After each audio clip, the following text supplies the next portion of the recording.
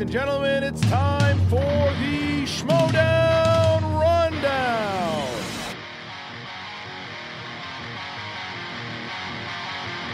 Introducing first, Frankie Stats Janisch. And their co-host, the man of controversy, Mr. Bryan Davids. And finally, your host, Aaron Turner. Let's get ready to Schmoedown. What's going on, Movie Trivia Schmoedown fans? It is episode number 50 of the Schmoedown Rundown. My name is Aaron. I am your host, as always. Joining us later in the episode will be Frank Janisch. He is not here at the moment. Joining me, though, right now, Brian Davids. What's up, man? We're coming for your title. Oh, yeah? What title is that? The real one. And now we know. Context is everything, folks, as I always say. It's been a long couple of weeks here for us, Brian. We've had a lot of recaps, a lot of discussion. We're winding it down. We're going back to normal next week. Are we? Are you sure we're back to normal next week? Because I don't know. I think the world's upside down. I think the world has lost its mind right now. I mean, there's a singles tournament coming soon. Isn't that next week? I don't know. Well, next week we have the Fatal 5-Way qualifier. And then on Friday we have a singles tournament preview special, which we will treat as our own tournament preview special because we'll have Bracketology 2 next week, talking about the singles tournament and how awful my bracket will be. I think mine's going to be pretty good for the singles. I mean, it was pretty good for the teams, but I'm going to outdo myself for singles. Well, let's talk about it. The tournament bracket was released this week, and we've got some interesting matchups. We're not going to go in depth because, of course, that will be next week, but we'll go through the matchups here, and we'll talk about what sticks out. So we'll start in the top left corner. It'll be Roca versus the Fatal 5-Way winner. Then we'll have William Bibbiani versus Samm Levine, our guest in this episode. Mark Ellis versus Stacey Howard. Rachel Cushing versus the android Mark Andraco. Then we jump over to the right-hand side. We'll have Clark Wolf versus Miss Movies Brianne Chandler.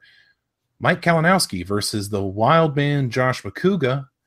Jeff Snyder versus Matt Nost. Drew McWeeny versus JTE. A lot of stuff going on here, Brian. What sticks out to you? My initial reaction to this was that proper seeding was virtually ignored. Kristian clearly set this up with rivalry matches in mind. I'm obviously looking forward to either Bibbiani or Levine eliminating Bale Outlaw in round 2, as well as JTE versus McQueenie. Cushing and Android still captivates me, given our previous report on these matches. But besides rivalries, Kristian also engineered a potential Patriot v. Patriot match in order to create internal strife between the greatest championship force the Schmoedown has ever seen. But Tom Dagnino, he's too wise to let any internal strife happen. So aside from that, Roca gets another automatic win in round 1, just like he did in the team division or team tournament. So nothing new, despite being a completely different tournament. What about you, Turner? The number one thing that sticks out to me, and I don't mean to harp on the guy, but McCouga's in this tournament at 7-7. I don't know, man. I kind of would have liked to have another maybe Fatal 5-Way qualifier in there, and then he could be in it. But I don't know if 7-7, a 7-7 record would warrant a spot in this tournament. I'm all for McCouga playing in teams. I'm going to give the Wild Berries a shot. But as far as singles, McCouga at 7-7 doesn't have much of a future in singles. So you've got guys like Mark Bernard and Jim Vavida. You've got even Elliot to an extent. Elliot Dewberry. There are so many new faces that belong in this tournament over McCouga, and yet we're still rolling out the same people. So I get it. He's a reliable source of entertainment. He's got a fan base. He's decent for ratings, but he's ultimately an entertaining squash match. He's an automatic W for Kalinowski as far as I'm concerned. I'm just concerned that we are not utilizing all the talent that we have at our disposal, like a Whitney Seibold. Whitney would be great in singles, but we're still letting the old guard have their way for some reason. It's like the Schmoedown has a little bit of Lucasfilm syndrome right now, where Lucasfilm won't let the old guard go too far away. Well, something else I noticed is that, on the left side of this bracket, my goodness, it is a murderer's row of people. And I know I say that a lot, but just in my opinion, compared to the right-hand side, not even close. You've got Cushing and Draco, Ellis, Levine, Bibiani, Roca. That's a lot of talent, man. That is a lot of knowledge right there. And on the right-hand side, of course, you have capable people. You have the team champions, both of them on one side. You have Drew McWeeny, Mike Kalinowski, you have Clark, you have Bryan. But do you feel like the left is a little harder than the right? Yeah, the left side is absolutely more stacked than the right, but you've got McWeeny and Snyder on the right, so we're destined for a great final. And I've long said that JTE has promise in singles. I said my very first show on this network that he'd have belts in his future. I was thinking of singles at the time. Obviously, that became teams, but I'm not going to sleep on JTE in singles just because people want to say, oh, Snyder carries him in teams, which is completely false. They carry each other. So I'm excited to see what JTE does. And let me ask you, as far as Roca, who would you rather see him play between Bibiani and Levine? Because Bibiani Roca has been teased for a while. Levine Roca has been teased for a while. Both men have a nice little smack talk rivalry going with Roca, as does most of the league, unfortunately. But who would you rather see him play between Bibiani and Levine? I think initially I would have said Bibiani just because of the I betray you and their history. But after talking with Sam, I go with him. I think this little rivalry that's kind of come from out of nowhere, well, was always there, but we just never really knew about it. I kind of want to see Sam clash with Roca. I don't know if it's going to happen, but I think it would be fun. I absolutely agree. After talking with Sam, I definitely want to see Sam versus Roca. And I got to remind you of the fact that after Free For All, when Sam challenged the winner of Riley and Roca, he definitely fired some shots at Roca. He's fired some shots at Roca the past couple of weeks as well. So he has been throwing some shots for a while that I'd love to see him cash in. I think the one thing I'm disappointed about, though, is that of the 4 women in the tournament, they were all clustered together. Wolf and Chandler are in the top right corner, while Howard and Cushing are in the bottom left. So I wish they were spread out throughout the bracket instead of being clustered so close together to where they had to play each other and potentially eliminate each other. Maybe that's by design. Maybe they want them playing each other, but I'd rather them be spread out to where they have a better chance of making the final that way. Yeah, I don't like that the ladies are more or less cannibalizing each other, for lack of a better term in this, but, it could turn out to be pretty fun also. I'm looking forward to the matchups, but I know Brienne has said for a while that she wants to play other women, and I realize these matches are designed for that to happen, but at the same time, it runs the risk of knocking them all out much sooner. So I get the arguments either way. I would just prefer to have them spread out throughout the bracket. That's just me, though. And like we said, we will have our picks, and we will break down each match next week on our second bracketology of this season. All right, it's time for the Pizza Guy's favorite segment, the Ward Wing.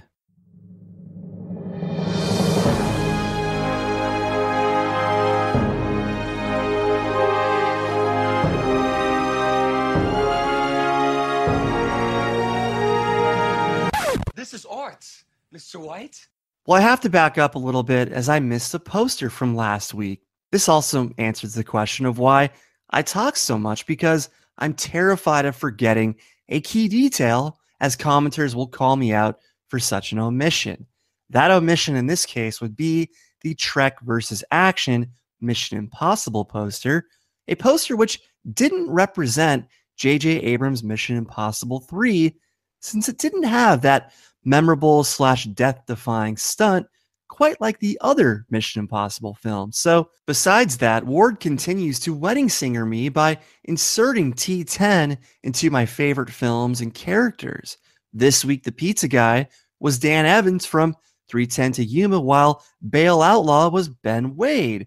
This was the closest the pizza guy came to being the Charlie Prince to Bale Outlaw's Ben Wade, but even Ward couldn't sell that notion.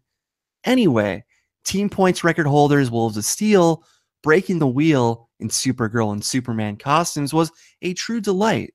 Team Action got the color of money treatment, while Above the Line had a lovely Godfather portrait with McQueenie as Vito and Levine's Hirschberg from Bastards in full effect. And for the poster of the week, Murrell and Harloff received the Raiders of the Lost Ark treatment as Indiana Harloff ran for his life from Dan the Boulder. It pains me to say this, but this poster ended up being the highlight of their match.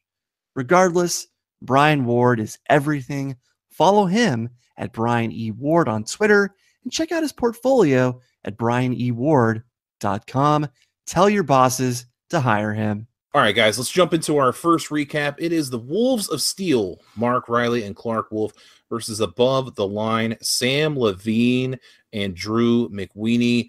Both teams on quite the run here, so something had to give. In the promos, Above the Line, very respectful, keeping up with their thing that they like to do. They don't talk a lot of trash. The Wolves of Steel kind of doing the same thing, very respectful between these two teams. Frank, what'd you think? Yeah, very straight ahead from both of these teams. There's a lot of respect here, I think, between both of these teams. Wolves of Steel with Clark and Mark have been to nearly the top. Clark has in the singles arena, and Levine, he's very confident with McWeeny by his side, and McWeeny is very knowledgeable. He's had some good matches, had people personas in the league, so there's really not a whole lot to go on, but besides respect one another's prowess. It seemed like Above the Line in particular were very humbled by this whole experience. Like, we weren't sure we were going to be here, but we're glad we are. Brian, what did you think? Well, as far as the semifinals matches are concerned, this match is the polar opposite of the T10 and Action match as far as promos and smack talk are concerned. So I expected a very vanilla promo from these two teams. And that is a word I've been saying a lot during our tournament recaps, but it's the truth. Sam has said to us at various points that, he's not much of a smack talker. Drew isn't much of a smack talker either. So in that case, you're not going to get a whole lot of smack talk from Clark or Riley either. Clark doesn't like doing it. That's something that she said on the record before too. So it is what I expected it to be. We got plenty of that in the T10 and Action match, as we'll eventually talk about. But Kristian did quote the rundown as he mentioned a description of mine from the show a few weeks ago, where I said that Above the Line in their first match looked like a veteran team, even though it was their very first match together in round one of this tournament. So that was kind of the highlight of the pre-match as far as we're concerned. Taking ideas from this show? I don't believe you. Never happened. Let's talk about the entrances now. Above the Line, just doing their simple thing. They come out, they do a little wave, and they go to their seats. It's very nice, very simple. Wolves of Steel come out, and this time it was pretty much the normal thing they do, but this time with these white masks, which I couldn't figure out if they were going for a particular film. I didn't know if they were doing a Court of Owls bit. I couldn't really figure it out, so I just assumed it was just white masks. Did you guys come up with anything? Yeah, I got nothing on this one. I think maybe they were saving, if they possibly got to the final, whatever idea they had, so they came up with something that was a little more plain. I really don't know what they were going for. Well, the only correlation I could find doing my research was it may have been a nod to a 2000 film called Bruiser, but that's all I could figure out. Brian, what about you? I was going to defer to our resident horror expert, Aaron Turner, of course, but it looked familiar, the mask. I couldn't place it either, but they did pull out the Wolves of Steel t-shirt, which is, again, that full circle moment I was talking about last week with Late to the Party, where they came out and did their entrance from their very first match together. And as I said then, I think they were expecting to lose. So they wanted to have this full circle completion of their arc. And they kind of combined two different entrances here, and they still did their classic intro. So you got a little bit of two different entrances here. But yeah, they did give us this full circle moment for what should be their last match, at least for a very long time. Yeah, that's how it has to go sometimes. Let's talk about round one. And the Wolves of Steel side, Clark getting 7, Riley getting 6. We're used to seeing him perform better. 13 points for them. On the other side, Samm Levine getting 7, and Drew McWeeny getting 8 plus the 1 point bonus. So another 9-point round for him, 16-13 above the line after one. Frank, what do you think? This was an absolute masterful round one performance by both teams. Although Mark, he's been up and down in this tournament. He would score 5, then go a perfect 9, then he scores 6. It was a little disappointing to see him hit 6, but Clark, she's hit 7 points in each of their matches. So it was a really good showing from her once again. And then Drew McWeeny being the only the first player to get 2 consecutive perfect first rounds. Highly impressive. As we'll hear, Levine, how could you not feel confident with that guy by your side? And Levine had a very strong first round with 7 points as well. So like you said, just an absolute masterful first round from both of these teams. And this set up how the rest of the match would go. Very tight, very tense, and I loved it. There's a reason Above the Line, Wolves of Steel, Team Action are in the semifinals, and that's because they are balanced teams. Drew puts up 9, Sam puts up 7, Clark was 7, Riley was 6. Of course, he had a huge first round in their round 2 match. So this is balance. This is what I like to see. And once again, folks, another perfect round 1 in the Schmoedown team tournament. There are nearly twice as many perfect round 1s as there are round 2s between singles and teams. The breakdown is now 15-8 in favor of round 1. So draw your own conclusions there as far as which round is more difficult. But I was surprised to learn that Richard Donner does not have a star on the Hollywood Walk of Fame. So added trivia from Samm Levine during the match is always nice. I did not know that. That is a true injustice if that's true, which I'm sure it is. The Lumiere question. This is a fascinating question. Drew was the only one to get it right, of course. Sam used the JTE rule named after Josh McCouga, and I typically don't like when people use the JTE rule named after Josh McCouga in round 1, but in this case it was warranted because it was such a tough question and it was long.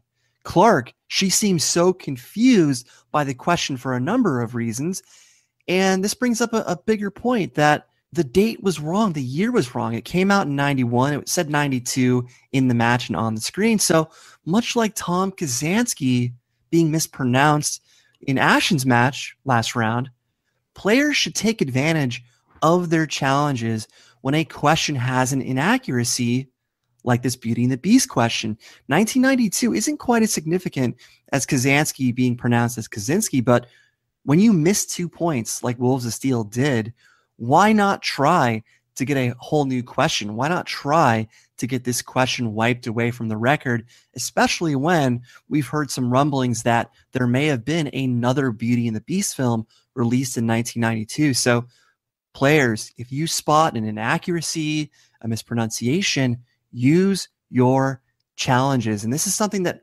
has frustrated me about Clark, because if she spots something weird or doesn't hear something, she doesn't use the options that are available to her. So it seemed like she wanted the challenge. It seems like she wanted a repeat of some kind, but she chose not to say anything. So I'm quite curious as far as what she was thinking in that moment. Hopefully at some point we'll find out. Lastly, I love that there was a nod to Pleasantville, Tobey Maguire and Reese Witherspoon, one of my favorite films. So I like that it made the Schmoedown. Drag Me to Hell, that's something that we talked about a lot as well. So all in all, terrific round between 2 great teams, 2 balanced teams. Oh, and one more point. I could have sworn that we've had that Dances with Wolves question before, Kevin Costner being the director. I could have sworn that Riley had it as well. So correct me if I'm wrong. Audience, if you think you've heard that Dances with Wolves question before, let us know in the comments. It seems very familiar to me. Link it if you got it. Thanks. So round 2, we had the Wolves of Steel going first. They got horror, thriller, and they decided to take it. 5 of 6 for 9 points. Above the Line did add a 1-point steal. They stole Craig Nelson in The Skulls, was the father. The end of the Wolves of Steel's turn, it was 22-17. Frank, what are your thoughts? I was curious if they were actually going to stick with horror thriller, because they debated this last match, or the last time they got it, and I was honestly thinking they might go away from it because it hasn't been particularly kind to them. Although I did kind of have a feeling in this match that it might go their way if they did stick with it. And for the most part, it did. They got 9 points out of the possible 12. That steal at the end there, at the very end, that 6th question is an absolute just a punch to the gut because you've gone this whole way. You haven't given up anything. You get to your last question and you give up that 1 point in what is already going to be a tight match. You know it, so every point is valuable. I thought that probably hurt them a lot getting that stolen. Yeah, a couple questions in there. The screenwriter for Dawn of the Dead, that's not easily known, so that was a great pull, as we expected to pull these kind of things. Well, Zack Snyder is the director, and most people think that he wrote it as well, which isn't obviously true. But yeah, some great pulls in there. Not exactly the toughest horror thriller questions, I would say. What about you, Brian? I think these were pretty difficult horror thriller questions, and like Frank said, I like that it was a debate between Mark and Clark, because this category, it can be your best friend, it can be your worst enemy, because horror thriller is so varied. There's so many generations of horror and thriller and subgenres. So I like that they at least talked about it. But the Craig T. Nelson question, that was the one that I knew automatically. So I'm surprised that they struggled with it, just because we're all in the, Riley's older than me, but Clark and I are in the same age range. So I'm surprised that it was a struggle for them. I'm not surprised that Drew stole it. But overall, I like that Wolves of Steel used the JTE rule named after Josh McCouga after question 6, the one they struggled with most. Obviously, they didn't want that steal to go against them.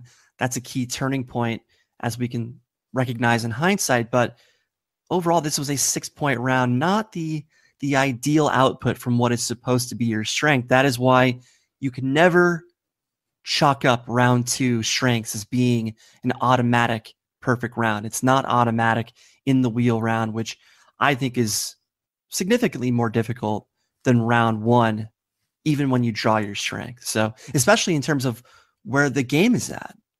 If you're playing from behind, I think those questions are going to be a bit easier. If you have a lead, I think those questions are going to be a bit harder. So in this case, they were kind of right down the middle, and unfortunately, they couldn't take advantage. Well, Above the Line just continued their amazing run so far. They got Spinner's Choice in round 2, and they took 80s since 70s, not on the board.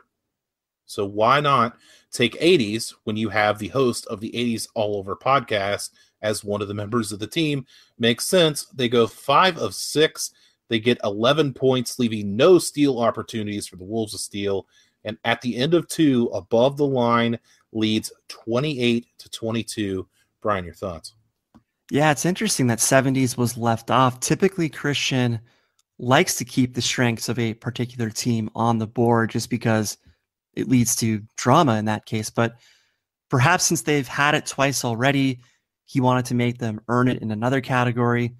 And this just goes to show the the good fortune that Above the Line has had in this tournament, as they were able to get Drew's second favorite category, 80s.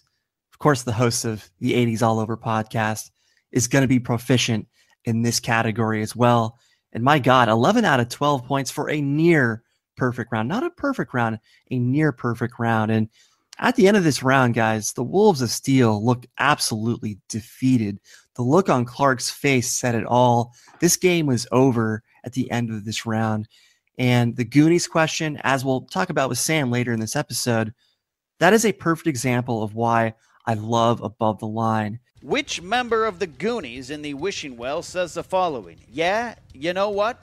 This one right here. This was my dream, my wish, and it didn't come true. So I'm taking it back. I'm taking them all back. 5, 4. You need the actor name or the character name? Character name. 3, 2. Mouth. That's correct. Wow. Man. They heard the question. They took their time. They used all of their time possible. Then they asked for a JTE rule named after Josh McCouga. They took their time a bit some more. They discussed it. They worked it out. And they came up with the answer, mouth, at the very last second. I love how this young team gained a lot of experience on this one question alone. I'm sure they had differing takes on which character it was. So this question was not only a turning point, but a key learning experience for these two teams. But Drew pulling out Mosquito Coast and the rookie pitcher Tim Robbins and Bull Durham.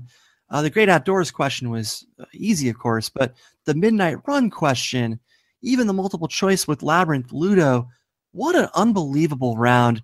But the highlight, of course, was that Goonies question. So this is why I love this team, and it's what they showed me in that Goonies question, how they worked their way to an answer. What just another amazing round from above the line. Getting 80s, look, Wolves of Steel got Horror Thriller. They got Spinner's Choice. It looked like this match was going to be as even as it could be regarding round 2 in terms of categorical strength. Man, I'm just absolutely blown away by how easy Above the Line made this round look for the most part. They're so smooth and calm, and they take their time, like Brian said, and it goes a long way when you can confer on every question and you're in sync with your partner. These guys are just, even though they've been together just for these 3 matches, I think they have found a groove with each other that their confidence is through the roof. And you see it here in this 80s category. Only going to multiple choice once on the last question. Could have been a perfect round. It would have been just a hell of a way for this match to go. It's still, nonetheless, they come out here with a 6-point lead going into that 3rd round. And yeah, Wolves of Steel did not feel great going into that last round. Frank, would you say that they found a rhythm? Yeah, I think you could say that. Or groove, as I said. Yeah.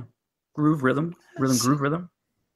We're speaking the same language, but yeah, they found the rhythm, as I said in our bracketology episode. If Drew McQueenie established a rhythm, look out, as we've seen. Yeah, and something else I want to add, and Sam talks about it as well. These guys confer on every question in this round. There's not none of them burst out with an answer. They always confer. And that shows, like you said, Brian, they are veterans that have formed a new team. That's unbelievable. They don't play like rookies at all. It's respect as well. They respect each other, and I love that. And it works going into round 3 as well. The Wolves of Steel up first. They have to get these questions to continue or else they're done. Riley comes up big first with the 2-pointer. John Candy in Home Alone, kind of a layup, but what do you expect with the 2-point question? Clark got the next question, the 3-pointer. Hugh Grant in Notting Hill. So the Wolves of Steel had to get their 5-pointer to stay in the game, and Riley answered it right away. Michael Keaton voiced Ken in Toy Story 3. This is something that jumped out to me right away, that Riley did not confer with Clark on this. This is a 5-point question. This is life or death, and he just blurted it out. I get that he knew it, and he was right, and that's great, but what if he wasn't? That's the thing. That's the difference between Above the Line and Wolves of Steel, because Sam and Drew were going to talk it through no matter what if they both knew. Riley with this outburst, I don't know, man. I feel like in a high-pressure situation like that especially, you have to confer with your partner regardless if you know it or not. What do you guys think? Just to play devil's advocate, I realized that Drew and Sam play the game a certain way where they confer with each other. They're showing respect for each other. They are new partners, of course.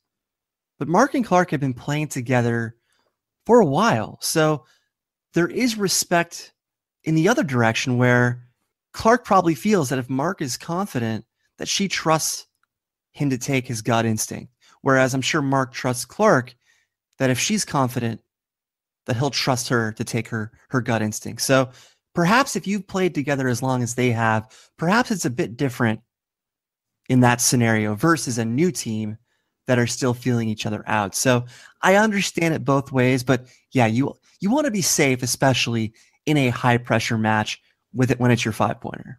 Yeah, let me just jump back on top of that. That is a very fair point, especially with Riley being a 2-time Movie Trivia Schmoedown champion. Of course, you're going to trust what he has to say, but this isn't a regular match either. Not only is it the tournament, this is possibly your last match.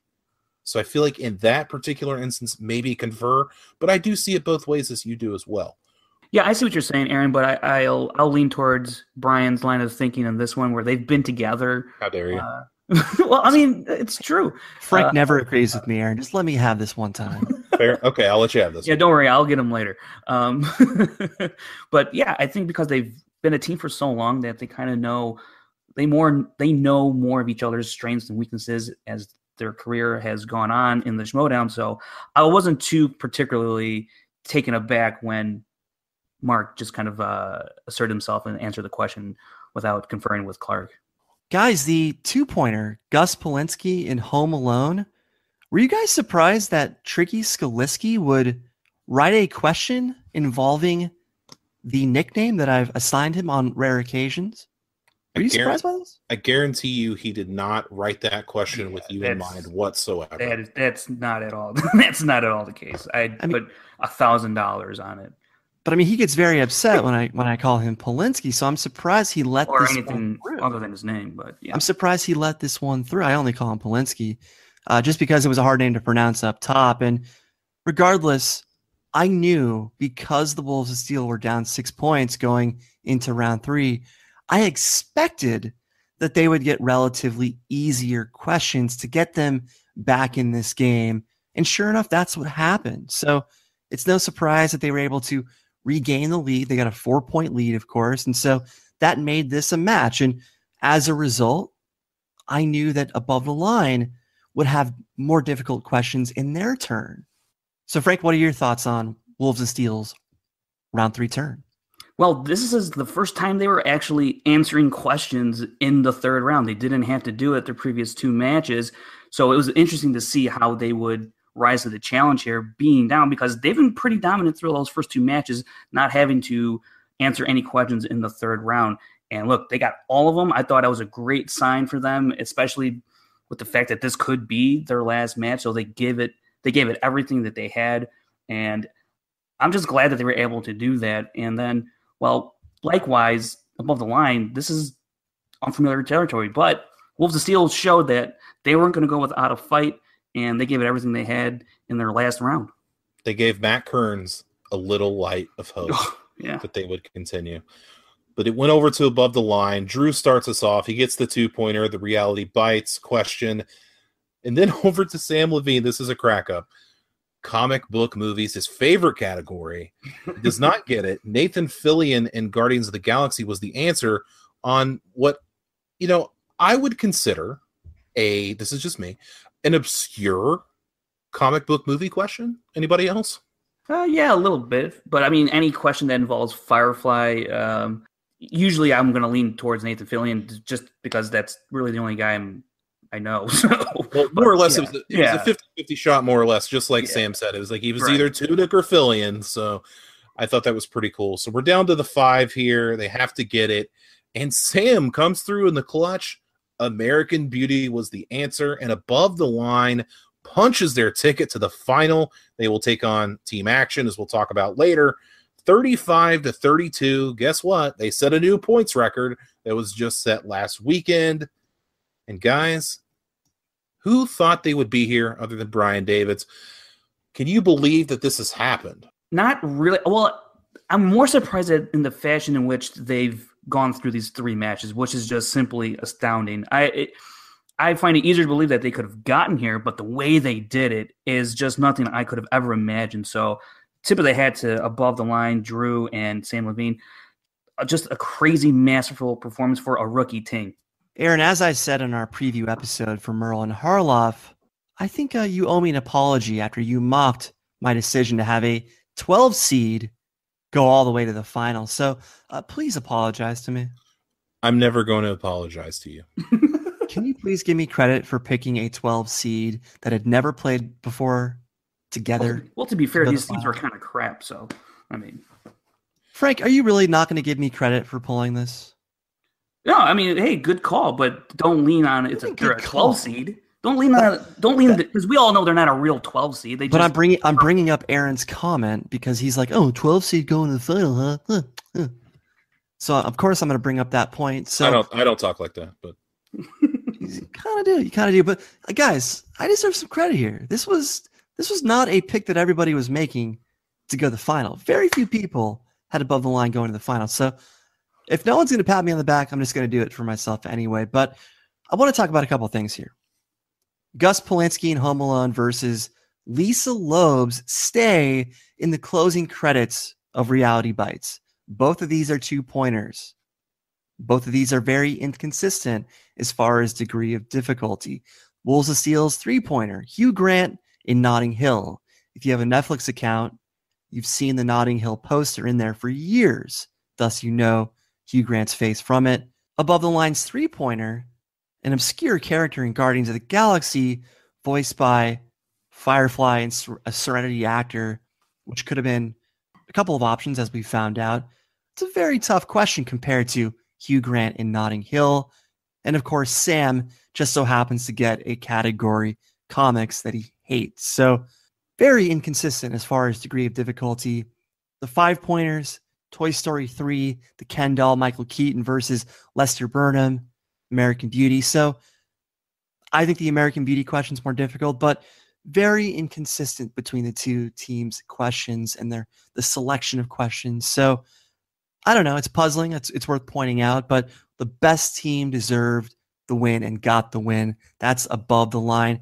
And as far as the new points record, I don't care. I don't care about the points record, as I said last week, since it's opponent dependent. Wolves of Steel just scored 29 points in round 2 last week. They scored 10 in this particular round 3. So they'd have this record most likely with party boat rules, or if Late to the Party had taken that match a bit further last week. So I'd love to celebrate above the line's new points record, something Roca did when Top 10 said it last week. But at the end of the day, I just don't care about points records anymore. And I was thinking a bit more about Frank's comment last week about should we recognize records after 2 rounds? And I think that is the record that I'm going to care about more moving forward, even though the show is not going to acknowledge it. So I'm going to acknowledge that Wolves of Steel are the true points record holder, given that they have the most points after 2 rounds, which is 29.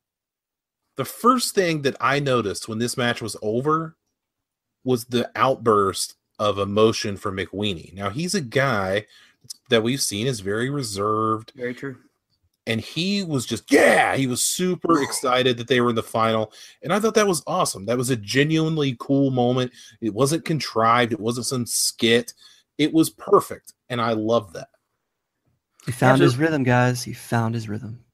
Absolutely. And I thought that was a great moment from Drew because, I mean, sure, you hear or you see the comments. Drew's not really a boisterous kind of guy or competitor. So to see that reaction from him, you know he really wants this. And he's just not, moseying along.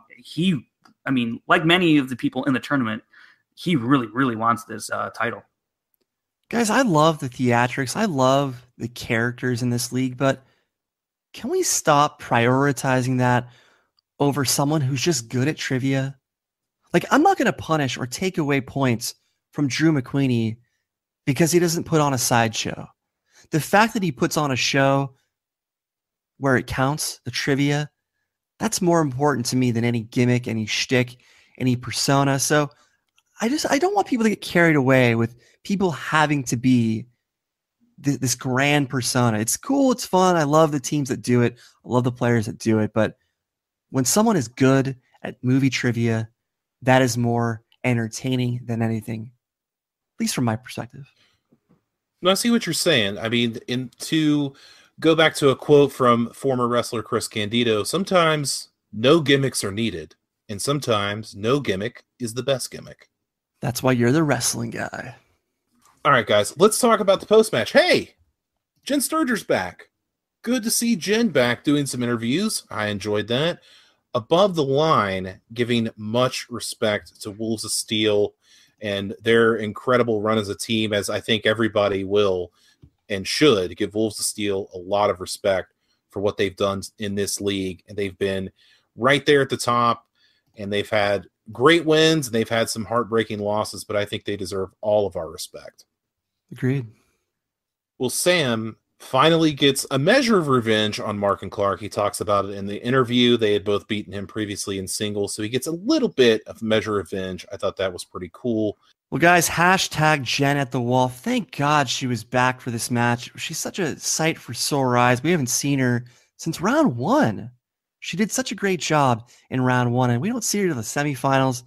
That, to me, is a bit unfair. She's the best interviewer by far as I'm concerned. She's the only interviewer as far as I'm concerned. But there's a humorous moment in the Above the Line post-interview. I love any time Samm Levine goes after Roca. I just love when he fires shots at him. There's just a way that Sam does it that is just so fun compared to other people who fire shots at Roca. But I love Drew's pun when he said, I've seen both teams in action. Pun wasn't intended, but it was in reference to team action as well as their team. So I love all that. I love the humorous moment about, was there pressure on you? Do you feel pressure now? Everybody kind of laughed because, of course, there's now pressure on them.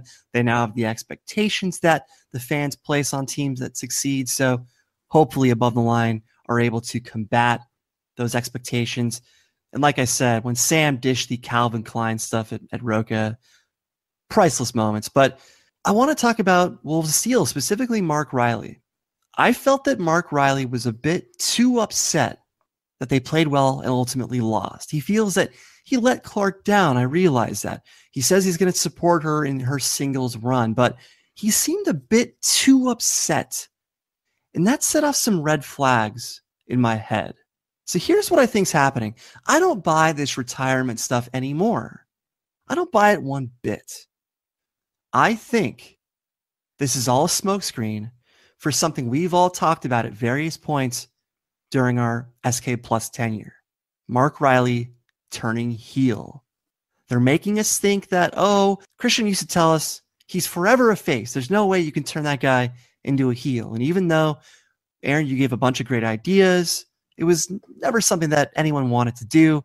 When we talked to Riley before Collision, I said it'd be a great thing to pull off in correspondence with Justice League because Superman is expected to have a black suit in that movie. So I think it's happening. I think all this retirement stuff is a smokescreen. And the fact that he was super angry about this loss, I can see that footage being used in a promo package, a highlight package, once he turns heel. Like I said, there's something that did not ring true about that moment.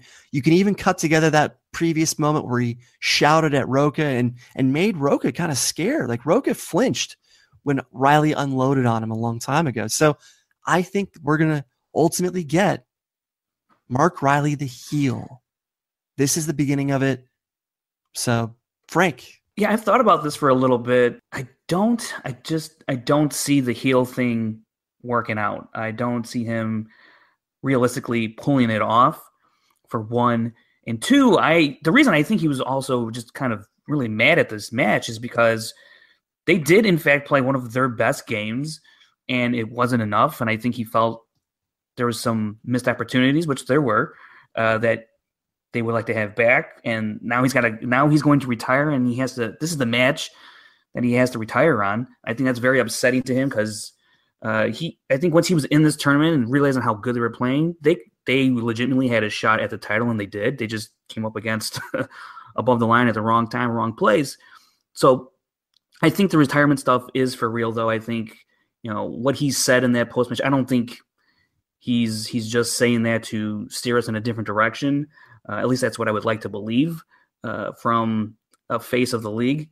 So could he go heel? Never say never, but I have a hard time buying it. But they wanted to get us off the trail for a while, and this retirement stuff is the perfect way to make us think, there's no way it's going to happen. But if you just played a great match and you got respect for Drew and Sam, something the Wolves of Steel do have, that did not seem like the right reaction from Mark Riley. Typically, he's very respectful. He's very humble. He can say, yeah, we played a great match. Unfortunately, we ran into another great team at the wrong time. That seems like a typical Mark Riley reaction, especially in what is his final match. And that's fine. And you can have that opinion, of course. But what I want to say is when he was so passionate about this match and that they lost, I kind of felt like, well, maybe he won't retire for as long as we think. And now I'm not saying he's going to come back as a heel, but he'll just come back sooner than maybe he anticipated or envisioned, or if ever, I don't know. And because he feels like there's something he can still give and that he can hang with these competitors. So I think maybe he comes back earlier than he may have thought, because I think he really got a big boost out of this performance in the tournament. And I think it kind of fueled some confidence that maybe he was lacking, just going through such an arduous singles career and being up and down with teams and coming so close. So I just think his competitive nature may bring him out of retirement sooner rather than later. Yeah, that's a good possibility too. It could just be setting up that he wants to continue playing. If you're going to retire, given the career that he's had, I just don't believe that Mark Riley, a guy who's always rather even keel, would react like that. It just seemed like he was trying to hit that level of anger. It wasn't a natural reaction. So I don't know. I'm a red flag was set off. Something didn't feel right. So whether it's him turning heel or setting up his quicker return, maybe it's not with Clark. Maybe Clark goes her own way. Maybe he comes back with somebody else, but something just didn't feel right. Turner, you've been quiet. Do you think I'm crazy about all this? Do you think it's possible? What do you think? I think the commissioner has hacked my Google Drive and has figured out the storyline that I had in place for Mark Riley, because I did have one. I had a whole diatribe about how Mark Riley could turn heel and how it would work and how nobody would see it coming. And now if that happens, I'm going to be half miffed and half excited, because I think it's a great storyline that you could pull from. But as much as Riley maybe even teased it a little, I don't see it happening. I think he may play in, I don't know, a special Schmoedown here or there, but I don't see Riley coming back as a long-time competitor, full-time competitor. I don't see it happening. I just see him maybe here or there, maybe a Star Wars Schmoedown. I don't know. But if he does turn heel, that would be fascinating, and I would love to see it. Was a retirement in your pitch for him to turn heel? A full retirement. I'm not gonna get into specifics, because I mean I got some deals pending on that whole storyline. So let's just leave that at that. But yeah, I would love to see it. That would turn me right around. Again, I have a hard time accepting that this would be his reaction in what would truly be his last match. If you know it's your last match, given everything he's been through in the Schmoedown, that's a weird reaction to go out on. Tonally, it felt off. The tone of it just didn't seem right. I can't shake this feeling. So even their hug seemed obligatory. It seemed so forced. So again, I always think about these promo packages that they cut together. I can see this.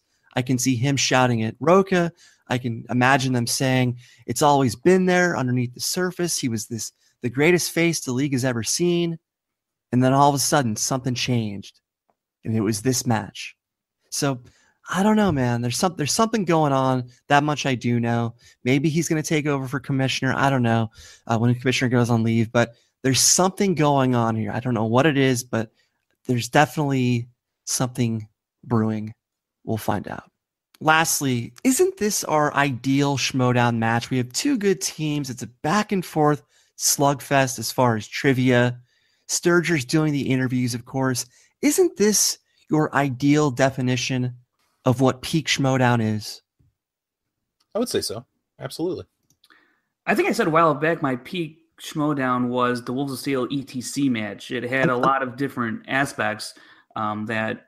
It's not so much about a specific match. It's about, isn't this the ideal scenario, regardless of the specifics of the match, just this kind of match? The level of play, is that what you're referring to? The level of play, the level of respect, just two good teams going at it without any nonsense on top of it. I don't know. This just seems like peak Schmoedown, not to be specific about the match compared to other matches, just the overall vibe of the match, the flow of the match, the post interviews.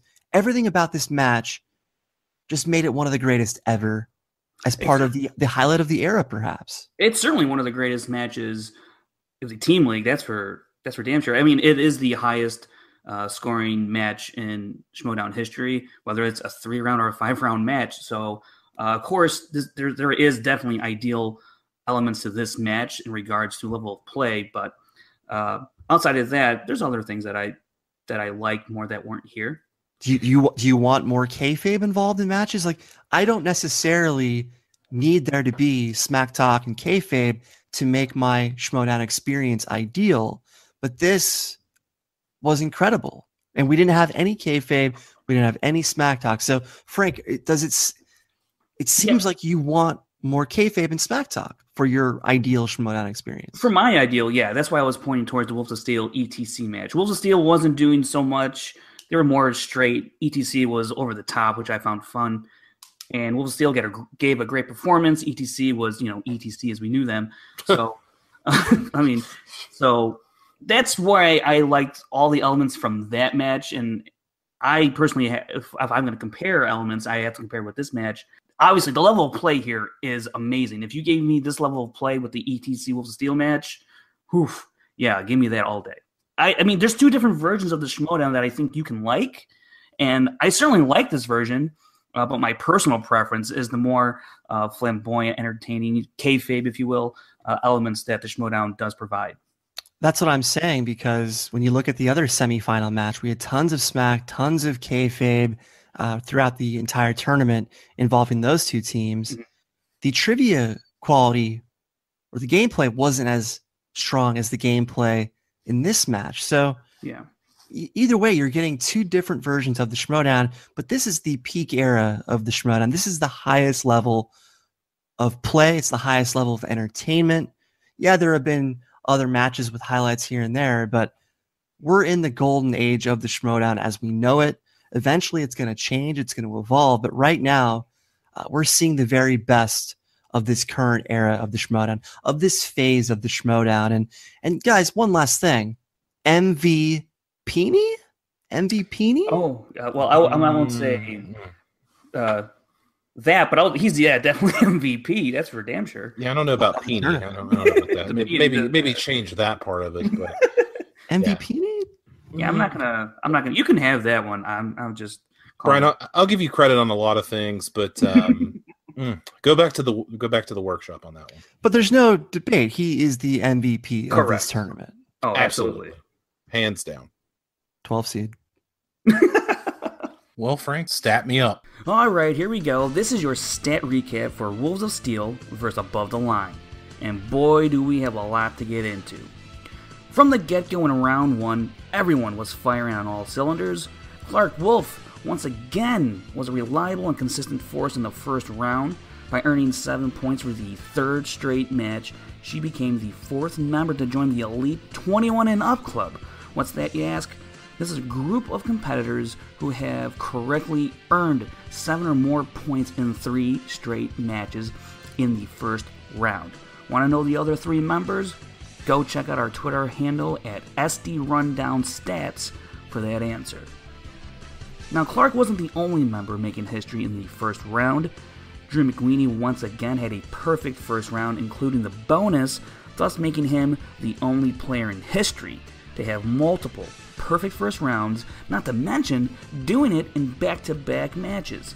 And at the end of one, it was above the line with a 3-point lead heading into the second round. Starting off round 2, Wolves of Steel spun horror thriller after Above the Line to further spin. Wolves of Steel had a great round, answering 5 of 6 questions correctly, but by missing their 6th and final question, that ended their streak of correct answers in second round play at 15 consecutive correct answers, the longest such streak this season. But Above the Line would answer right back. They answered all 6 of their questions correctly in the 80s category, and despite their play from the Wolves of Steel, Above the Line took a 6-point lead into the final round. Now, when a team takes a lead into the final round, that team goes on to win the match nearly 74% of the time. But the Wolves of Steel didn't care about that number because they answered all 3 of their final round questions, bringing their point total to 32 points, which is now tied for the 4th highest point total of all time. But Above the Line pulled it out in the end as they hit their 2- and 5-point questions to give them the win and bring their point total to 35 points, the highest score of all time. Wolves of Steel, in the end, answered 84% of their questions correct. Meanwhile, Above the Line gave an all-time performance by answering 25 of their 27 questions correct for a 93% accuracy rate, and that is why Above the Line is headed to the tournament finals. There you go. That has been your stat recap for Wolves of Steel versus Above the Line. All right, guys, we got a chance to sit down with one half of Above the Line, Samm Levine. It was a great experience for all of us. We are all big fans. Here it is. All right, Movie Trivia Schmoedown fans, we have something extra special for you guys for this episode. A guest that needs no introduction. He's the inglorious one, Samm Levine. Welcome to the Rundown, sir. Oh, thank you very much. I'm very happy to be here. Well, we are very glad to have you. Coming off of a fresh victory, you and your partner, Drew McWeeny of Above the Line, are in the finals of the Movie Trivia Schmoedown team tournament. I think that you guys would get to this point. Honestly, I did not really have any expectations for us going in other than the very first match that we had. Drew and I were just very concerned about just kind of seeing how we would gel as a team, because we'd never played together on a team. I really hadn't watched a whole lot of his previous matches. I don't know if he'd watched any of mine. I think maybe he had. But so going in, it was really more about seeing if we even worked as a team, and much less about, oh, how far can we take this thing? Absolutely. And you guys just kind of came out of nowhere. It's not like you guys had this long-standing history together that, hey, man, we should form. It was kind of an idea pitched to you by Kristian. Hey, I got this guy. It's Drew McWeeny. What do you think? And then you said, let's do it, Drew. Tell me a little bit about that. So there had been Kristian had floated a couple of names to me about people who he thought I would be a good partner for, mostly because I was concerned with filling the movie knowledge gaps that I know I have. I'm far from stellar with comic book movies and animated and Pixar, and I've made that pretty well known. And so outside of those, and I mean with horror, thriller, of course, a little bit, but outside of those, I feel pretty confident about my skills. And so I kept saying to Kristian, if you've got someone who excels in those categories, we'd be a perfect team. And so he'd thrown a couple names, and I would always say, oh, are they really good in these categories? He'd go, well, they're okay. And I'd say, well, then I don't think this is going to work. If I don't know, the idea is my teammate knows. That's what would be, what I'm looking for. And so finally, when he came to me with Drew, he said Drew crushes it in animated, and he knows comic book movies really well, and he knows horror, and I think he knows classics, and and I know you do, but there's always some holes in anyone who knows classics. And I said sure. And so yeah, he set it up, and really the very first time Drew and I ever really sat down to discuss how we would work as a team was when we got there for our first match in the tournament. Well, I got to go back and ask you about your first win in the tournament, where Drew just kind of said the answer very quickly, and you guys had a good chuckle because Drew wasn't necessarily doing the showman thing of like, oh, man, you should wait a second and build it up a little bit. And after it, you guys had a good laugh. Tell me a little bit about that. Well, what happened was this was Drew's first time in the Ultimate Schmoedown tournament, and so he was under the impression that all of the tournament matches were 5 rounds. And so that after that round that we were in, it was going to be the buzzer round, and then maybe another round after that. So he did not realize that upon answering that question, it was only 3 rounds and the contest would be over.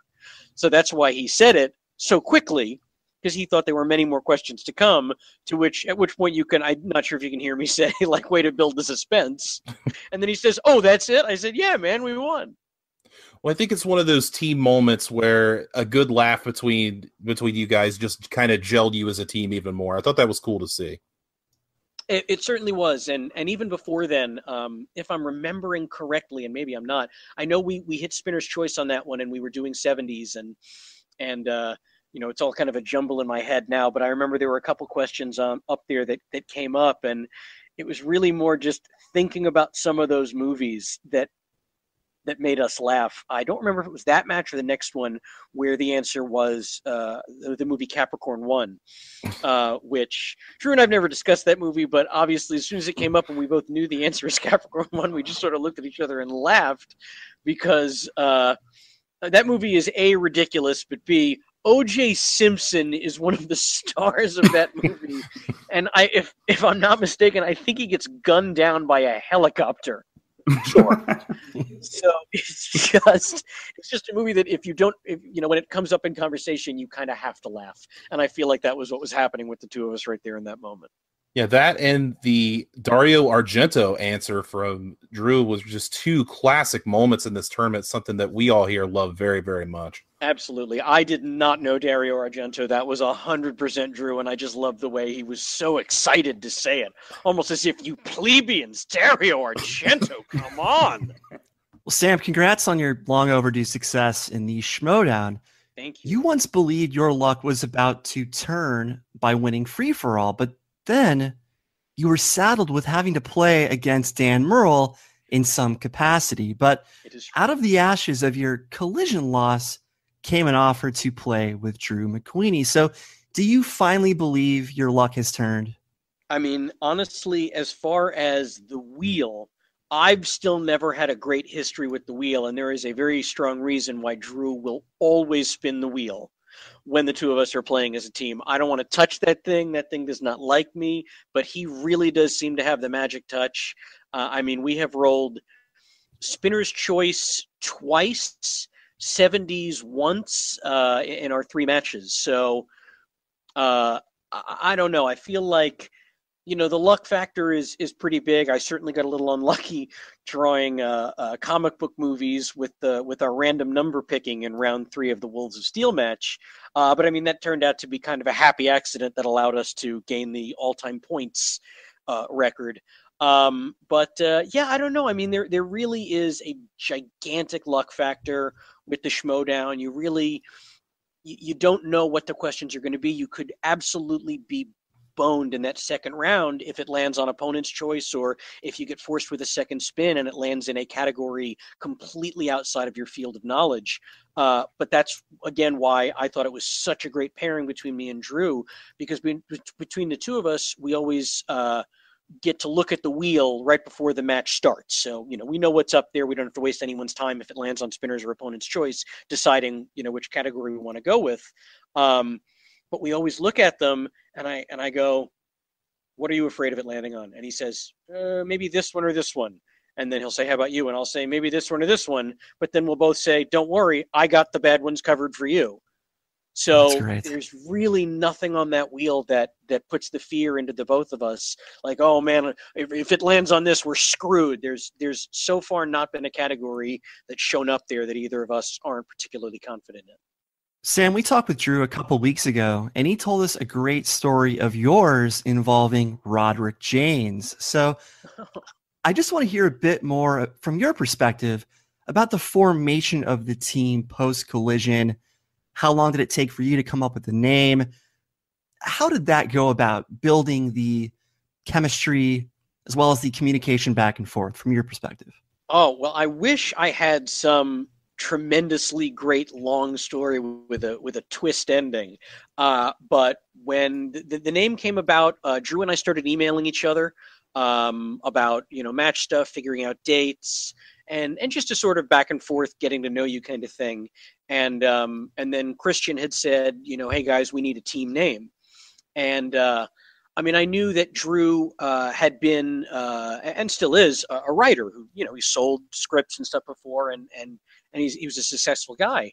And so I figure with him coming from the writing world and me coming from the acting world, in the industry, you don't often hear the phrase above the line. Mostly you hear the phrase below the line, right. And that refers to production. The below the line refers to everyone whose names typically aren't in the opening credits. So everyone who works on a crew is a below the line person, and then the people whose names appear in the opening credits are what's known as above the line people. Now, while that may sound pompous, I have to remind everyone, neither Drew nor I came up with those phrases or terminology. Those have long been established phrases and terminology to describe productions. And so I just thought, well, it kind of works as a fun double meaning, because both Drew and I have experience working above the line on productions. And also, I figure because I know neither Drew nor I are particularly into the trash talking stuff, it was that we would, hold ourselves to be gentlemen in the league and be above the line, so to speak. And so I thought it worked as a pretty good pun or double entendre. So I suggested that with that sort of reasoning to Drew in an email, and he said, "Perfect, man, I love it. It works on multiple levels, and I think it sounds fun." Sam, I was just watching the 300th episode of the Schmoes Know Show, and there was a clip of Fredo Knapsack referencing your prowess at the game. And I wanted to ask if that experience whet your appetite for more movie games with the Schmoes, i.e. the Schmoedown. Was that the initial spark that led to you participating? That was certainly some of the most fun I've ever had when they asked me on the show to do that one. I had played the game once before on a standard episode of Schmoes Know, and so then it was like 2 years after that where they finally said, "Hey man, we'd love to have you back on. We got a bunch of guys who have been dying to challenge you with the game." And in fairness, I hadn't really listened to the show or what was going on, and I didn't realize that they'd sort of been building me up as this like grand poobah of the game for however many months it was. And so I got there, and it was, I want to say, Scott Mantz, John Schnepp, and Mark Yodi Riley, if memory serves, who were all sitting on the couch ready to challenge me. Right. And I didn't really know who those three guys were at the time. I mean, I know them all very well now, but when I showed up, I think that was 2013. When I showed up to do that, or 2014, it's all a blur. But it was kind of this crazy thing where I just went into my zone and just nailed those five, and so that was certainly a lot of fun, and I was eager to do more things like that. So yes, in a way, it definitely whet my appetite. But I don't think it was until the following year where I saw that they were doing the Schmoedown tournament. And I don't know how, I remember exactly how I came across the video, but I was watching a match with Mark Riley and somebody else. Oh, I just can't remember. And I remember watching it and playing along, and I just got every single question. And so I sent Kristian an email going, "Dude, why did you not invite me to participate in this? I would be crushing this thing." And he said, I wanted to invite you. We had to try to figure out what it was first, what the league looked like, but I want to bring you in as like Mike Tyson when we get to that point." And I said, "All right, well, don't build me up too much. I don't want that pressure like I had when I played the game." Sam, you're the first working actor to compete in Schmoedown League play. Katie Sackhoff and Bonnie Somerville competed in tournaments, but they were never active in league play. So with the rise of celebrity Schmoedowns, be it the cast of It or Glow or Sam Witwer and Freddie Prinze Jr. from Rebels, are you willing to accept the title of Trailblazer? Oh, absolutely.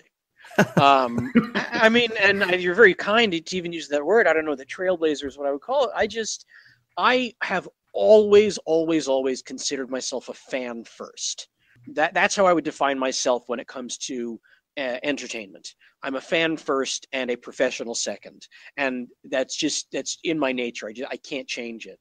And so I am absolutely honored to be a part of the league and to get to play as often as the guys have allowed me to, and it's been tremendous fun. And it's the silliest thing where when sometimes people recognize me when I'm out and about, and I'll always smile, and it's always nice and never a bad thing when someone tells me they like me in Freaks and Geeks or Inglourious Bastards. But when people come up to me and say, "Hey man, I love you on the Schmoedown," or "I love you on Doug Loves Movies," I light up like a Christmas tree. Like, that gives me oddly so much more joy than the acting thing, because in my mind I'm like, any schmuck can be an actor, that's just luck. But to do well on the Schmoedown, you gotta put the work in and know your shit. And so I don't know, I always feel like it's a real treat for me to participate in it. Well, to that point, you've had such an interesting career because you've worked with legends like Judd, the Stella guys, Tarantino, but then you'll make choices that seem to be rooted in fandom or experience, like your part in Lost, or being the sidekick on Kevin Pollak's Chat Show, a show I adore. But considering your diverse resume, a wrestling-inspired movie trivia show fits right in with everything else. So am I on the right track as far as you making choices that are not just career-minded, but fun or interesting to you as a fan? Because I know if I work with Judd, Stella, or Quentin, I would scoff at the notion of playing movie trivia with JTE. Oh, wow. No. But your assumption is correct. Yes, a lot of my choices have been fan-based. I mean, my part on Lost was so small, and I knew it was, and I gleefully accepted that tiny little part that Damon basically put in there just for me. Damon is an old friend. He talked about that for years, right? That he would write you a role in the show? He kept trying for season after season, and every time he would write something for me, the network would say, we don't like that storyline. Not realizing it was intended for me. And the network was very involved and Lost, and so a lot of the storylines that Damon had wanted me in over the years kept getting kiboshed, and it really stunk. And at a certain point, I was like, oh man, this just might not happen. And then when they were shooting their last season, he and I were trading emails about something else, and I said, by the way, am I out of time? And he was like, no, we're just, our backs are against the wall, but let me see what I can do. And then he reached out to me a couple days later and said, it's not anything special, but if you want it, it's yours. And I said, I don't care if it's no lines.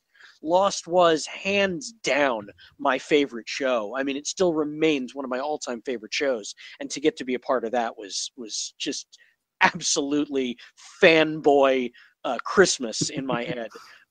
So I took that role, and it paid no money. And, I was in Honolulu shooting that for all of 30 hours. And I was like, oh my God, this is so much fun. I don't even want to take credit for it. I went unbilled when I took that part, because I was like, this isn't for the resume. This is just for me. Right. And, awesome. and so yeah, that was my time on Lost. But as far as like working with Quentin and then thinking, oh, well now I'm above being on some internet trivia show with JTE or whatever. Not at all, man. I mean, think like Quentin. Quentin would be salivating if he could get onto some internet trivia league and show off. Maybe he would think it's beneath him just because, well, the assumption would be, I already know all of this, I don't have to prove it. Not, oh, I'm Quentin Tarantino, I don't belong on the internet. I think it would absolutely be the former, in that, like, no, it would be wrong of people to think that I don't know all of these questions. If Quentin ever watches the show, I hope that he does not see today's episode where Team Top 10 passed on the Quentin Tarantino category. Yeah. So hopefully he finds another episode. But Frank, let's kick it over to you. Yeah, Sam, I was just wondering, you got into this league also for fun, but it seems like it's also really serious for you. You just described your process of trying to find a teammate with Kristian and whatnot. Just how serious do you take this? I take it seriously in that I don't screw around. I let the answers do the talking for me instead of trash talk, with the exception of John Rocco, because that's just so much fun for me. I fun for me too. I definitely take it seriously when I'm there and competing, because I respect the league. I respect what Kristian and the Collider folks have been pouring their heart and souls into the last several years now. Like, it is no small feat. And I know Kristian has said he's going to kind of take some time off and step away for a little bit. And, as sad as that makes people, I got to say, no one has earned it more than that guy. He works tirelessly day and night, making sure this league is what it is for the fans. And so to that end, I take his efforts and how I handle myself within them very seriously. But I'm certainly not going to throw a fit if a match doesn't go my way or our way with Drew. It's certainly a bummer if the matches don't go your way, but it's not going to send me into a depressive tailspin. Now, I keep a lot of track of the stats for all the players and teams in the Schmoedown, and your level of play, for whatever reason, has turned around immensely this season. Is it really just a case of getting a good run of questions, or is there some strategy involved that you decided to try and invoke in your play? There is a bit of strategy. I'll say the biggest change for me was round one. I, along with many other people, complained to the guys about the imparity of difficulty in the questions in round one. When it used to be two different sets of questions for the competitors in round one going into round two. I don't know if you guys remember that. Right. They switched to the same question for everyone at the table with the whiteboard answers. Yeah. I mean, it's been a while now, but I played at least 3 of my matches. Yeah. The old way, if not more. That was a big deal for me because I remember I would sit there and my opponent would get asked questions. And I'm like, oh, I knew all 3 of those or 6 of those or whatever it was. And then they'd ask me my opening round questions and I'd only get 3 out of 6 or 4 out of 6.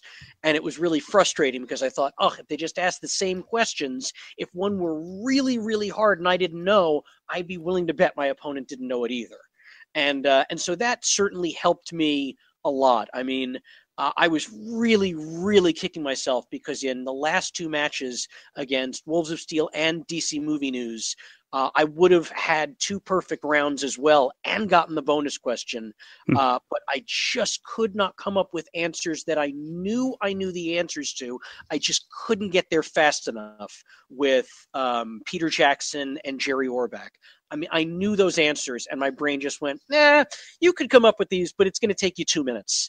And I just didn't have 2 minutes. You know, sure. I only had about 30 seconds or whatever it was, and so I just couldn't get there fast enough, and that was really frustrating to me because I could have gotten those. And, I mean, I'm happy we won both of those rounds, but it bothers me because I don't want Drew to feel any sort of pressure like he has to have perfect round ones or I'm letting him down.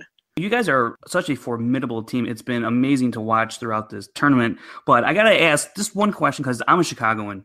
Hot dogs, ketchup or no? Oh, yeah. I mean, look, there's the public correct answer. Oh, God, here we go. You know, which is, of course, not. But here's the thing. I'm an outside-the-box kind of guy. And if you want to put ketchup on your hot dog, I'm not going to judge you. There may have been a couple of instances where in a drunken rage, I've been known to put ketchup on a hot dog. And I don't want to be judged. I don't think I deserve to be judged. I think put ketchup on, in my opinion, is eggs. That's just disgusting. That's good to know. I was just curious because I don't know if you remember this Heinz little promotional thing they were doing. They claimed ketchup was Chicago sauce, trying to trick Chicagoans. So I was just wondering. Yeah, they got in a little bit of heat over that one. Yeah. They picked the wrong city. They sure did. Sam, can you take us through your mind during the recent Goonies question involving the quote, "I'm taking them all back," and you used the JTE rule named after Josh McCouga, of course, and you pulled out the question at the last second. So can you take me through your mindset at the time? Was it just a matter of needing a bit more time? Just tell me about the process of working your way through to getting that answer. Sure, I will tell you exactly what happened. So the question was asked, and Drew and I have a long-standing agreement that no matter how confident either of us is when we hear a question, we always confer with the other, make sure that we're on the same page. And so up until that question, there had never been I think it's this one, I think it's this one moment between the two of us. In the DC Movie News match, we had a little bit of confusion over a deliverance question, but that was simply because it's been a long time since either of us had seen the movie, and we just couldn't recall, what now is a fairly obvious thing. But anyway, with that one, we turned to each other, and I said, "It's Corey Feldman," and he said, "No, I think it's Mikey," Sean Astin's character. And so I said, "Are you sure?" And he went, "Yeah, I'm pretty sure it's Mikey, but I'm not 100%. And then I was thinking about it, and I think that's when, Drew had said, repeat the question. We bought a little bit more time, and I just looked up at him and said, "Yeah, I can't visualize Sean Astin saying it. I visualize it as Corey Feldman. He says it right before he slinks away into the water." And then Drew said, "Okay, man, I defer to you." Sure. And he said, yeah, I'm not that confident. I defer to you. And I said, okay. And then it had been so long of us discussing, I almost forgot what they were actually asking. So that's why I looked up, and I was about to say Corey Feldman, but I went, oh, wait, did you ask for the character name or the actor name? Yeah. And they said character name. And then it took me a split second to even remember, because I'd been calling him Corey Feldman that whole time in my debate with Drew. I was like, oh my God, wait, what's his name? Mouth. And that turned out to be, I mean, you could call anything in a match pivotal, but, I like to think that was kind of a pivotal moment in that match because Clark and Mark were ready. If we had said the wrong thing, if I'd said Corey Feldman, or if I had, not been sure, and I was like, yeah, sure, Drew, Mikey sounds correct to me, and we'd said Mikey, and they had said Mouth, that would have been a 4-point swing in their direction. 2 points away from us and given them 2 points. And with the score at the end of that match being separated by only 3 points, if you take 2 away from us and give 2 to them, that steal could have swung the match in their direction. So I'm very glad that Drew and I always confer on everything. And on that one, I was willing to put my geek card down and say, no, I almost always will trust you on pretty much everything. But on this one, I remember it being Corey Feldman. I absolutely agree. That was a key turning point in the match. And you also touched on something that I agree with, and that's taking your time. So many teams, so many players rush through this game, and you guys play it patiently. And I love the fact that you do that, and it's clearly working. But to illustrate how bad your luck once was, I remember a match in singles where they changed the timing on you. It was the first match to happen. And it happened in it was like a 10-second timer when it's usually 15 or something. And I remember you were completely taken out of the match because it just so happened to change that day. So you've come a long way. Yes, that was the first time I knew, or I learned that they'd be using a clock, which I did not learn until the match had already begun. So I couldn't even mentally prepare myself until I was already in it.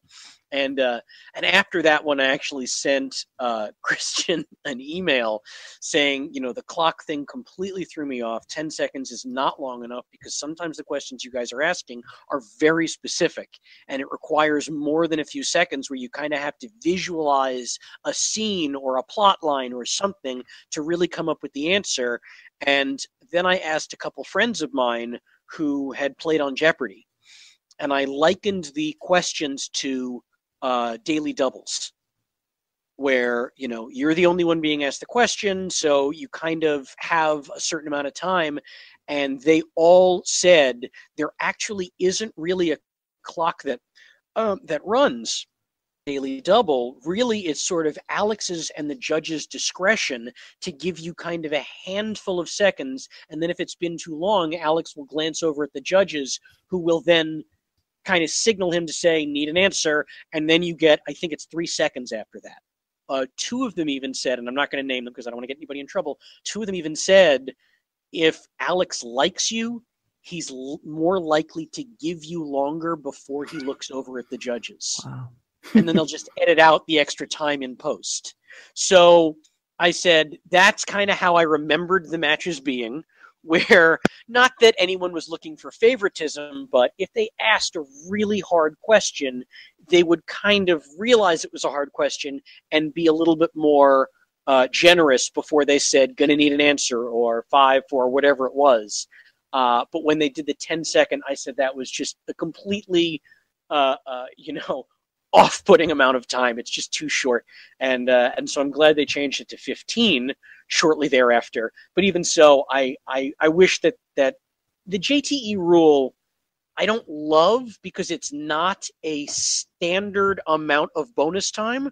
Realistically, if the question they ask you is a particularly wordy question, like the question, there's a lot of words in that question, followed by 4 possible answers. So that bought us considerably more time versus if the question was just, what is the main character's name in the movie Up? Exactly. That takes him 4.5 seconds to read. And then what if we didn't go multiple choice, So it doesn't really buy us the same amount of time to have him repeat the question. What I'd like to see, and I've floated this idea to Kristian, and obviously they're not going to change anything in the middle of the tournament, but I said realistically what I'd like is for each team or player to have a 60-second time bank.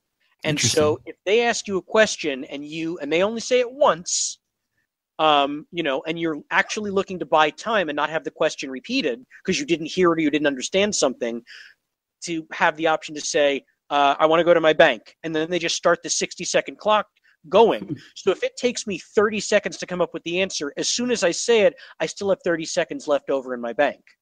But if it takes me the full 58 seconds to say the answer, now my bank is empty. And this way it doesn't, I think that would be a more fair way to do it, since, like I said, the question lengths aren't necessarily always the same. And this would be more true to what the contestants are really after, which is simply more time to think of the answer. To that point, the Schmoedown is always improving and evolving. You mentioned Kristian and his team. They work incredibly hard to make sure this league is improving and protecting it as well. But as a player, how else would you improve the league? That's a great idea, of course, what you just mentioned, but is there anything else that you'd want to add to the league in effort to improve it? More booty shorts. Always a good thing. Always a good thing. I mean, it's, here's the thing. A lot of people don't know this, but Drew McQueenie happens to look great in booty shorts. I know it. And he's been depriving the Schmoedown fans of that. No, I don't have a real answer to that. I mean, other than the time bank thing, that's really the only thing that I've thought about. I like the challenge rule. You get one challenge because that's very similar to baseball. I think, although similarly to baseball, I think you should be able to have one challenge that you can keep through rounds 1 and 2 in a regular match. If your challenge is upheld, you keep it. If it's denied, you should be able to get a third one or an extra challenge back for round 3, just because the stakes are so high there. You get a 5-point question, and sometimes they can ask complicated questions there that have multiple part answers. Mm-hmm. And so sometimes they can be a little confusing there. There was a match recently I remember watching where the question was about for what Woody Allen film did Diane Wiest win an Oscar? Because of the phrasing of that question, the answer was Hannah and Her Sisters, but I was playing along at home, and I said Bullets Over Broadway. Sisters, they said correct, and I went, well, Jesus, if I'd have said Bullets Over Broadway, which is also correct, I looked it up, I was like, did they not have that information at hand? What if they'd said no? Right. Am I supposed to say, oh, really? I thought she did. I mean, I'm not going to be able to challenge that right on the spot because I would have taken their word for it. I think the challenge rule when, in something like that would have been kind of weird because then it's like, am I doubting myself? Do I believe them? Do I want to waste my challenge? As opposed to a question that is asked in too vague a way, or a portion of the question is factually wrong that makes it difficult or impossible to come up with the right answer. I know a couple people have reached out to me. I have not rewatched it, but in the match, I guess, they got the year of Beauty and the Beast wrong in the animated category. They said it was 92. That movie came out in 91. Not that changed the answer for anyone. I still knew exactly what they meant. And I guess there was a different version of Beauty and the Beast released in 92, but, since we all knew what they meant, but, had I been paying closer attention and knowing that I got that one wrong, I may have very well challenged it. Absolutely. Wolves of Steel should have done that too, since they lost 2 points on that. They certainly should have. I mean, I'm glad that we didn't because Drew got it and he wound up going on to get the extra bonus point. But, I mean, that's a situation where if you don't know the answer, but you catch that factually wrong portion of the question, you can use it to your advantage. That's not the spirit of the challenge, but it would be a great way to use it if you don't know what they're really asking, as opposed to the situation I'm describing with the Diane Wiest question. Right. That's less about using it to your advantage and having to know with certainty that you're correct and then proving them wrong. That goes to something that I know Kristian and company strive for, which is accuracy within the questions and the answers. And, that's not something that comes up a lot, I'm happy to say. Sam, you've got a singles tournament match coming up against William the Beast Bibbiani. I do indeed. As fate would have it, he sent us a growling telegram to pass on to you. So let's play that right now.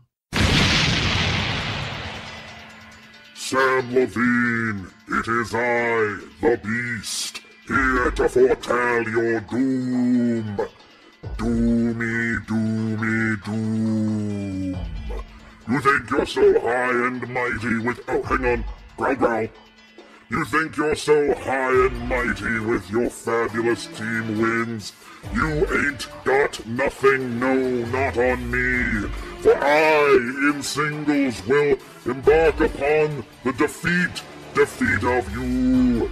You will not win, for you will lose. Without the Godfather in your corner, you will have no father.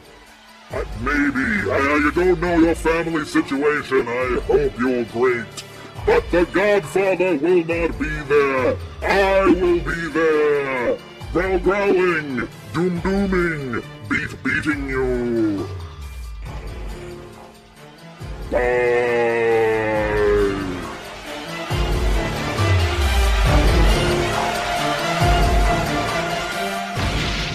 Sam, what do you want to say to the Beast, William Bibbiani? Well, as you know, I'm really not one for the trash talk, unless it's directed at John Roca. Bibbiani has been pretty vocal about wanting to go heads up with me, about wanting to take me down. He sent me tweets in the past about it. That's been, for my money, kind of a one-way argument or a one-way beef. I always say I love a good contest. I love a good trivia match. I love it when it's competitive. One of my favorite matches that I ever played was against Mark Riley. I lost, but it was a 1-point game, and I felt really proud about how I played, and Mark certainly played his best game there. So, Bibbiani, bring it, man. I will bring my best. I hope that you do yours, and may the better movie trivia nerd win. Well, Sam, I want to go back to your last match there with the Wolves of Steel. You, like you said just a minute ago, you had lost to Mark Riley. You had also played against Clark Wolf. And this time it came around and you sort of got revenge. You beat them both. How did that feel? I mean, it felt great. Drew and I both had a gut feeling going in that match was going to go the distance. It was all the questions would be asked. And it would likely come down to the last 5-pointer. And that is a testament to how good we know both Mark and Clark are. They are both in singles and in team play tremendous competitors. And so I knew firsthand, I just cited my match against Mark as one of my favorites. And that one, there was a question he got in round 2 of that match, not to go way far back, but there's a question he got in round 2 of that match about E.T. And it was a question about what beer E.T. drinks. And he guessed without going to multiple choice and got it wrong by saying Budweiser, I think. And then it came to me, and in my head, I was half visualizing it. I was like, oh, God, it's either Miller or Coors. I think I said Miller. And it turned out to be Coors. And that would have been a 2-point steal in my direction. And I wound up losing that match to him, all questions asked, by 1 point. And so had I said Coors instead of Miller, I win that match. But that was just a guess. That was a 50-50 coin flip in my head. I did not confidently know and then just guess it wrong. Or, it wasn't one where I knew I could have come up with it if I'd had an extra 45 seconds. It was just a blind guess. My match against Clark, I spun horror thriller in round 2 as my second spin. That spelled the end of that match for me, going up against Clark. And so that was really more bad luck than anything else. Which, not to take anything away from her, she's a hell of a competitor. And if she and I went head-to-head again and she was given her strongest category in round 2 and I was given my strongest categories in round 2, she probably would still beat me anyway because she's just that good, but it would have been a lot closer. Like it was between me and Riley. The turning point in this one, I will go ahead and say it, was having Drew in my corner. The Godfather, is a force to be reckoned with, and it definitely boosts my confidence sitting next to him in any match going in, knowing that if I stumble, the odds are very, very high that he's going to pick me up. Now that you've had a couple team matches under your belt, you've played many times in singles, do you have a preference or do you just like to play? I just like to play. I am absolutely a very competitive guy at heart, and movie trivia is probably my favorite subject. It is. I mean, years ago, I bought some, movie trivia board game at some game store, and I brought it home, and I hadn't even cracked it open yet. And I had a few friends over. There were probably about 6 of us, and we decided, oh, let's crack open a board game. And so we opened that one. And after asking the questions on just the very first card out of the box, we decided that the only fair way to do it would be to have only 2 teams, all 5 other competitors against me. Wow. Which is not, for the record, as boastful and braggadocious as that sounds. It was simply this particular game was asking very easy questions. Like the kind of questions that people love to scoff over when they're watching the Schmoedown. Questions like, oh, I don't know, in what country does the movie Cinema Paradiso take place? Questions of that level, which I'm still not bummed out about that was asked of Clark Wolf as I think a 3 or 5 point question.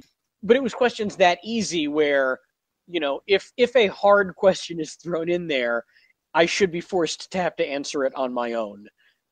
Just because my average, compared to a person who does not consider themselves an enormous movie trivia nerd, I've always felt like that was one of my strongest fields. And so, for an average fan, be as comfortable asking an insane level question like, and for the record, I didn't know this one, but on a recent Schmoedown match, they asked what spot on the car rental parking lot was Steve Martin's rental car supposed to be at. Oh, right. Oh, yeah. That was asked in a recent match. And I mean, I was there when that match was taped, and everyone sitting around the room went, "Are you kidding me? Who would know that? Steve Martin doesn't know that. Like John Hughes did not know that."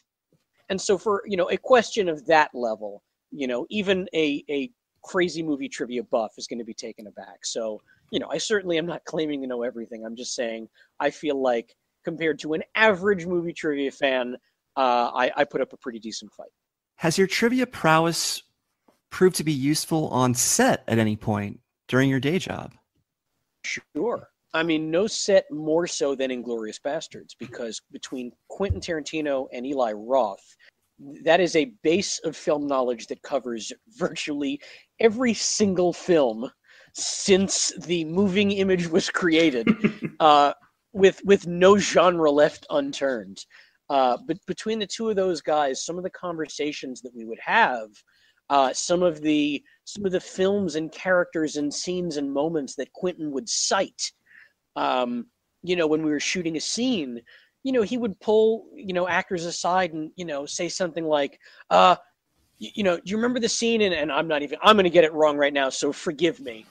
But what is the zombie movie where the piece of wood goes through the woman's eye at super slow motion? I don't know if you guys... That's Lucio Fulci's Zombie. Zombie, right. Okay, so it's just called Zombie. Not to be confused with Zombie 2, which was, a whole other thing. But so he referenced that scene, and I knew the scene. That's a famous, famous scene from film history. But I don't know that an average movie fan is going to know that. And so he referenced that at one point. I don't even know if it was a scene I was in, or he just said something about, like, I want that level of sustained fear. And I was like, perfect. Yeah, I got it. You got it? Yeah, we got it. Sure. And it was like, on what other set is someone going to even make that pull? And on what other set is there some level of expectation that you would know that scene in cinema? So it definitely has come up more so on that set than any other. But I mean, I remember on Freaks and Geeks, when we were doing the pilot, we had a couple days of rehearsal before we started shooting. And I remember we were rehearsing, me and Martin Starr and John Daly were rehearsing some of the geek stuff. And I think it was Judd or Paul Feig who said something like, because we had to do in the very first scene where you meet the geeks, we're doing Bill Murray from Caddyshack. Right. All 3 of us have to do it. In fairness, John was 13 and Martin was 16 and I was days away from turning 17, but they hadn't seen Caddyshack yet, And I mean, I had, but just because, I had an older brother or whatever, however you want to look at it. But they hadn't seen Caddyshack. Not that they, were under any, ticking clock to have seen Caddyshack by then. But I remember when it came up, Paul or Judd did a line reading of it for them just so that they could get through the rehearsal. But I remember Paul saying, like, you guys got to rent Caddyshack. You really should see that movie. A, so you can do a good impression, but B, it's just an awesome movie. So it's my fandom has certainly come up in several occasions in my, as you so put it, my day job. Well, coming up on the docket, you guys are in the finals. You and Drew, you'll be taking on Ben and Andrew of Team Action. They got the big win today. Have you seen them in the past? Do you have like a scouting report on them? Does that not bother you? What do you see in them? I have no scouting report on them. I mean, I saw their match today. That was a hell of a match, but I mean, not to take anything away from them, you obviously cannot make it to the semifinals without being a good team. But you're going to have to be pretty terrible to lose a match where your opponent spins opponent's choice and you land on spinner's choice in round 2. Yeah.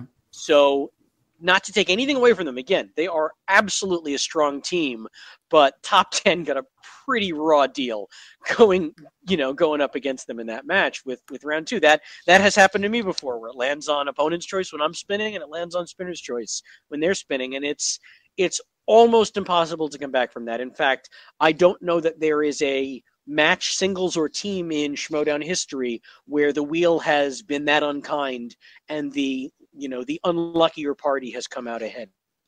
They're going to try and get in your head. Be prepared. They will say whatever they need to say to get under your skin while you're playing. So have a shield up or something. And that's fine. I mean, the truth of the matter is, like I said, neither Drew nor I are much into the smack talk, so they can spin their wheels all they'd like. Just don't react to it is what I'm saying. Yeah, it doesn't. No, I pretty much let that stuff slide right off my back, as does Drew. We're just there to play, and any kind of histrionics or theatrics they want to bring to it with the smack talk, good for them. And I hope it entertains somebody, but it's not going to do much to shake us. Has there been any discussion between yourself and Drew, and this is, of course, a hypothetical, that let's say in the singles tournament that you guys would lock horns? Has there been any discussion about that between you two? There has been no discussion. I honestly, and I always hate to say this, I'm so out of the loop sometimes when I go in there to play. As of the taping of this conversation, I don't know what the singles brackets even look like. I don't know who else is playing other than William Viviani. I mean, I guess I know that Drew has he's going to be playing in the singles match. I don't know if we're on the same side of the bracket. I don't know if he's on the opposite side. I don't know if the only way I'd see him is if we both make it to the finals. So I'm out of the information on that one, but I'll tell you this right now. If Drew and I ever went up against each other, I would need some help. I would need spinner's choice opponents to gain the competitive edge on that guy. He really does not have a whole lot of knowledge gaps. Sam, we talked about this with Drew as well as some other guests, but you guys choose to defer if you have the option to spin first in round 2, the wheel round. So from your perspective, why choose to defer? What is your reasoning there? Well, I don't like to give away strategy if I don't absolutely have to. But on this one, just so that you guys know, and so anyone who takes the game theory of matches like this as seriously as I do, I will tell you, in a poker game, ability to act after your opponent cannot be undervalued. It is one of the most important things in a poker game, is knowing what your opponent is going to do before you have to make a decision. And in the round 2 of the Schmoedown matches, that same game theory holds absolutely true for 2 enormous reasons. One, I believe it is a very flawed theory to think, oh, well, no, you should always go first because then you can really build a huge point lead on your opponents. and force them to have to, get psyched out and have to answer so many questions just to cut that lead down. The flaw there is the only way that would make logistical sense is if they create a gap so wide, you're not allowed to play round 2. But no matter what, you're going to be allowed to play round 2. So the points that they gain going first mean nothing other than giving the second team a tremendous advantage, knowing exactly how many points they'll need to regain the lead. So it gives the second team a much, much stronger advantage in deciding whether or not to go multiple choice on questions, or deciding, no, we're so far behind, we have to take the gamble. If we're 80% sure this is the correct answer, take the gamble and just say it without going multiple choice to make up double the points there. If you go first, you're stabbing in the dark. And frankly, in our match against Wolves of Steel, forcing them to go first gave us that advantage because they did not know that we were going to do so well in ours. So they were willing to go multiple choice on a few questions that after the fact they were angry that they did. The question about a simple plan. Both Clark and Mark knew that the answer was he burns the money, but they played it safe. And they went multiple choice and they still got it right, but that cost them a very valuable point there. And they felt comfortable making that decision at the time because they didn't realize that they would have a point deficit at the end of the second round. We knew exactly how many points to make up, so it gave us the advantage they did not have of being able to comfortably take a point for a lesser point value. The only risk you're really taking by going second is if there's a category that you absolutely love and are desperate to try to hit, and your opponents spin it and hit it first, it comes out of play. But even in that scenario, I would be thrilled if my opponents took a category I would crush, because then if they miss, I know we're going to pick up the points. Yeah, those are my big game theory points for absolutely always going second if you can.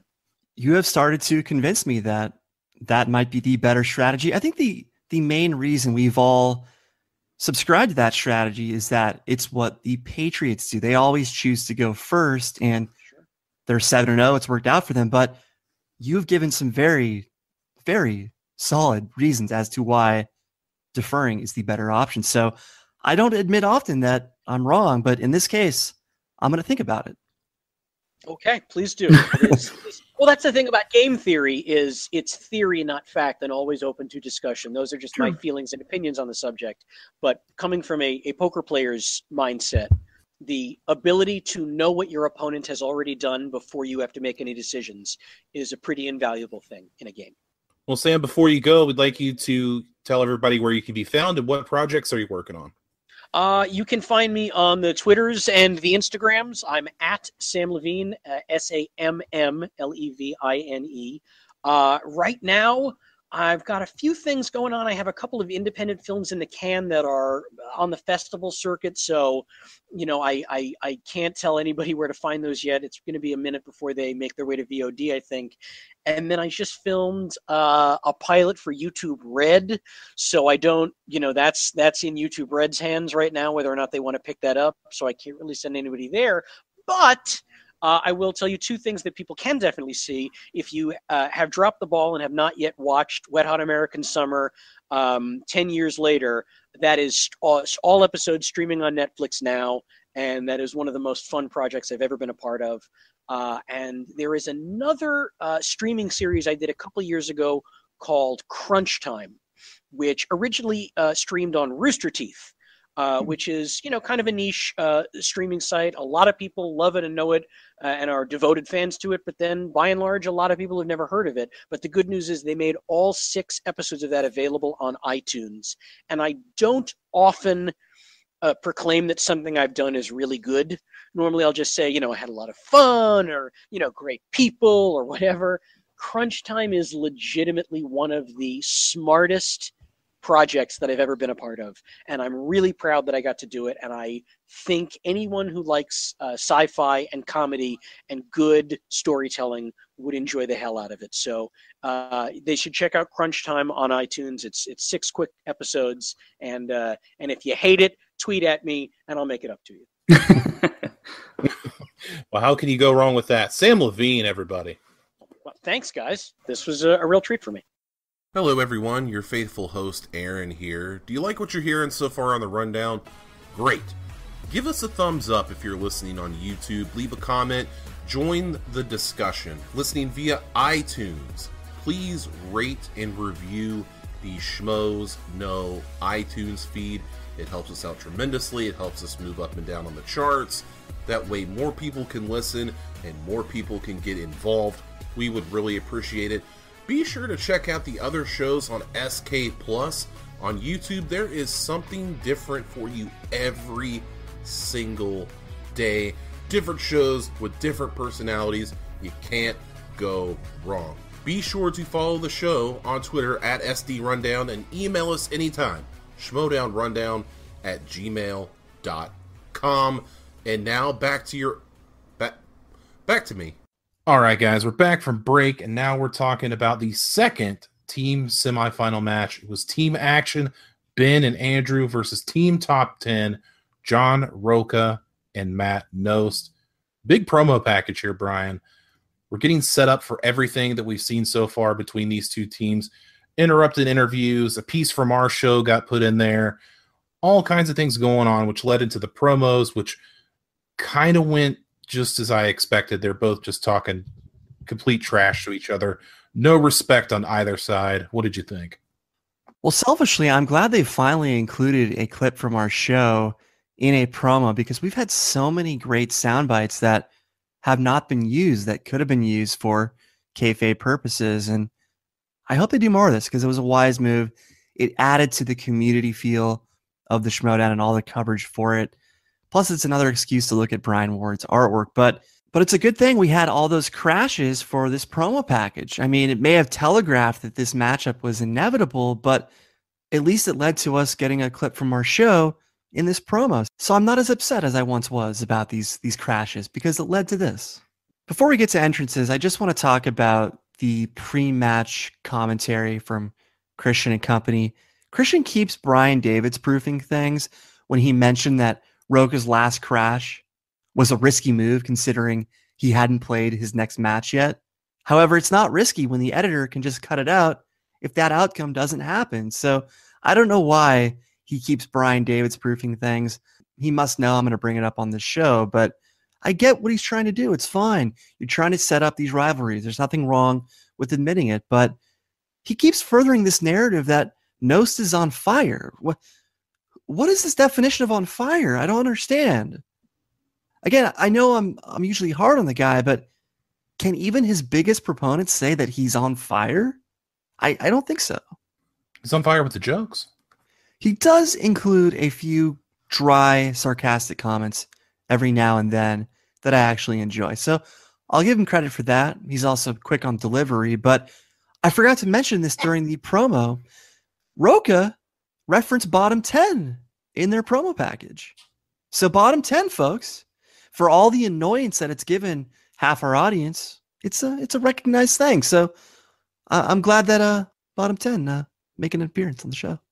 I did like Team Action calling Nost Tucker the pizza guy from Something About Mary. Very clever there. Drew, our buddy Drew, friend of the show.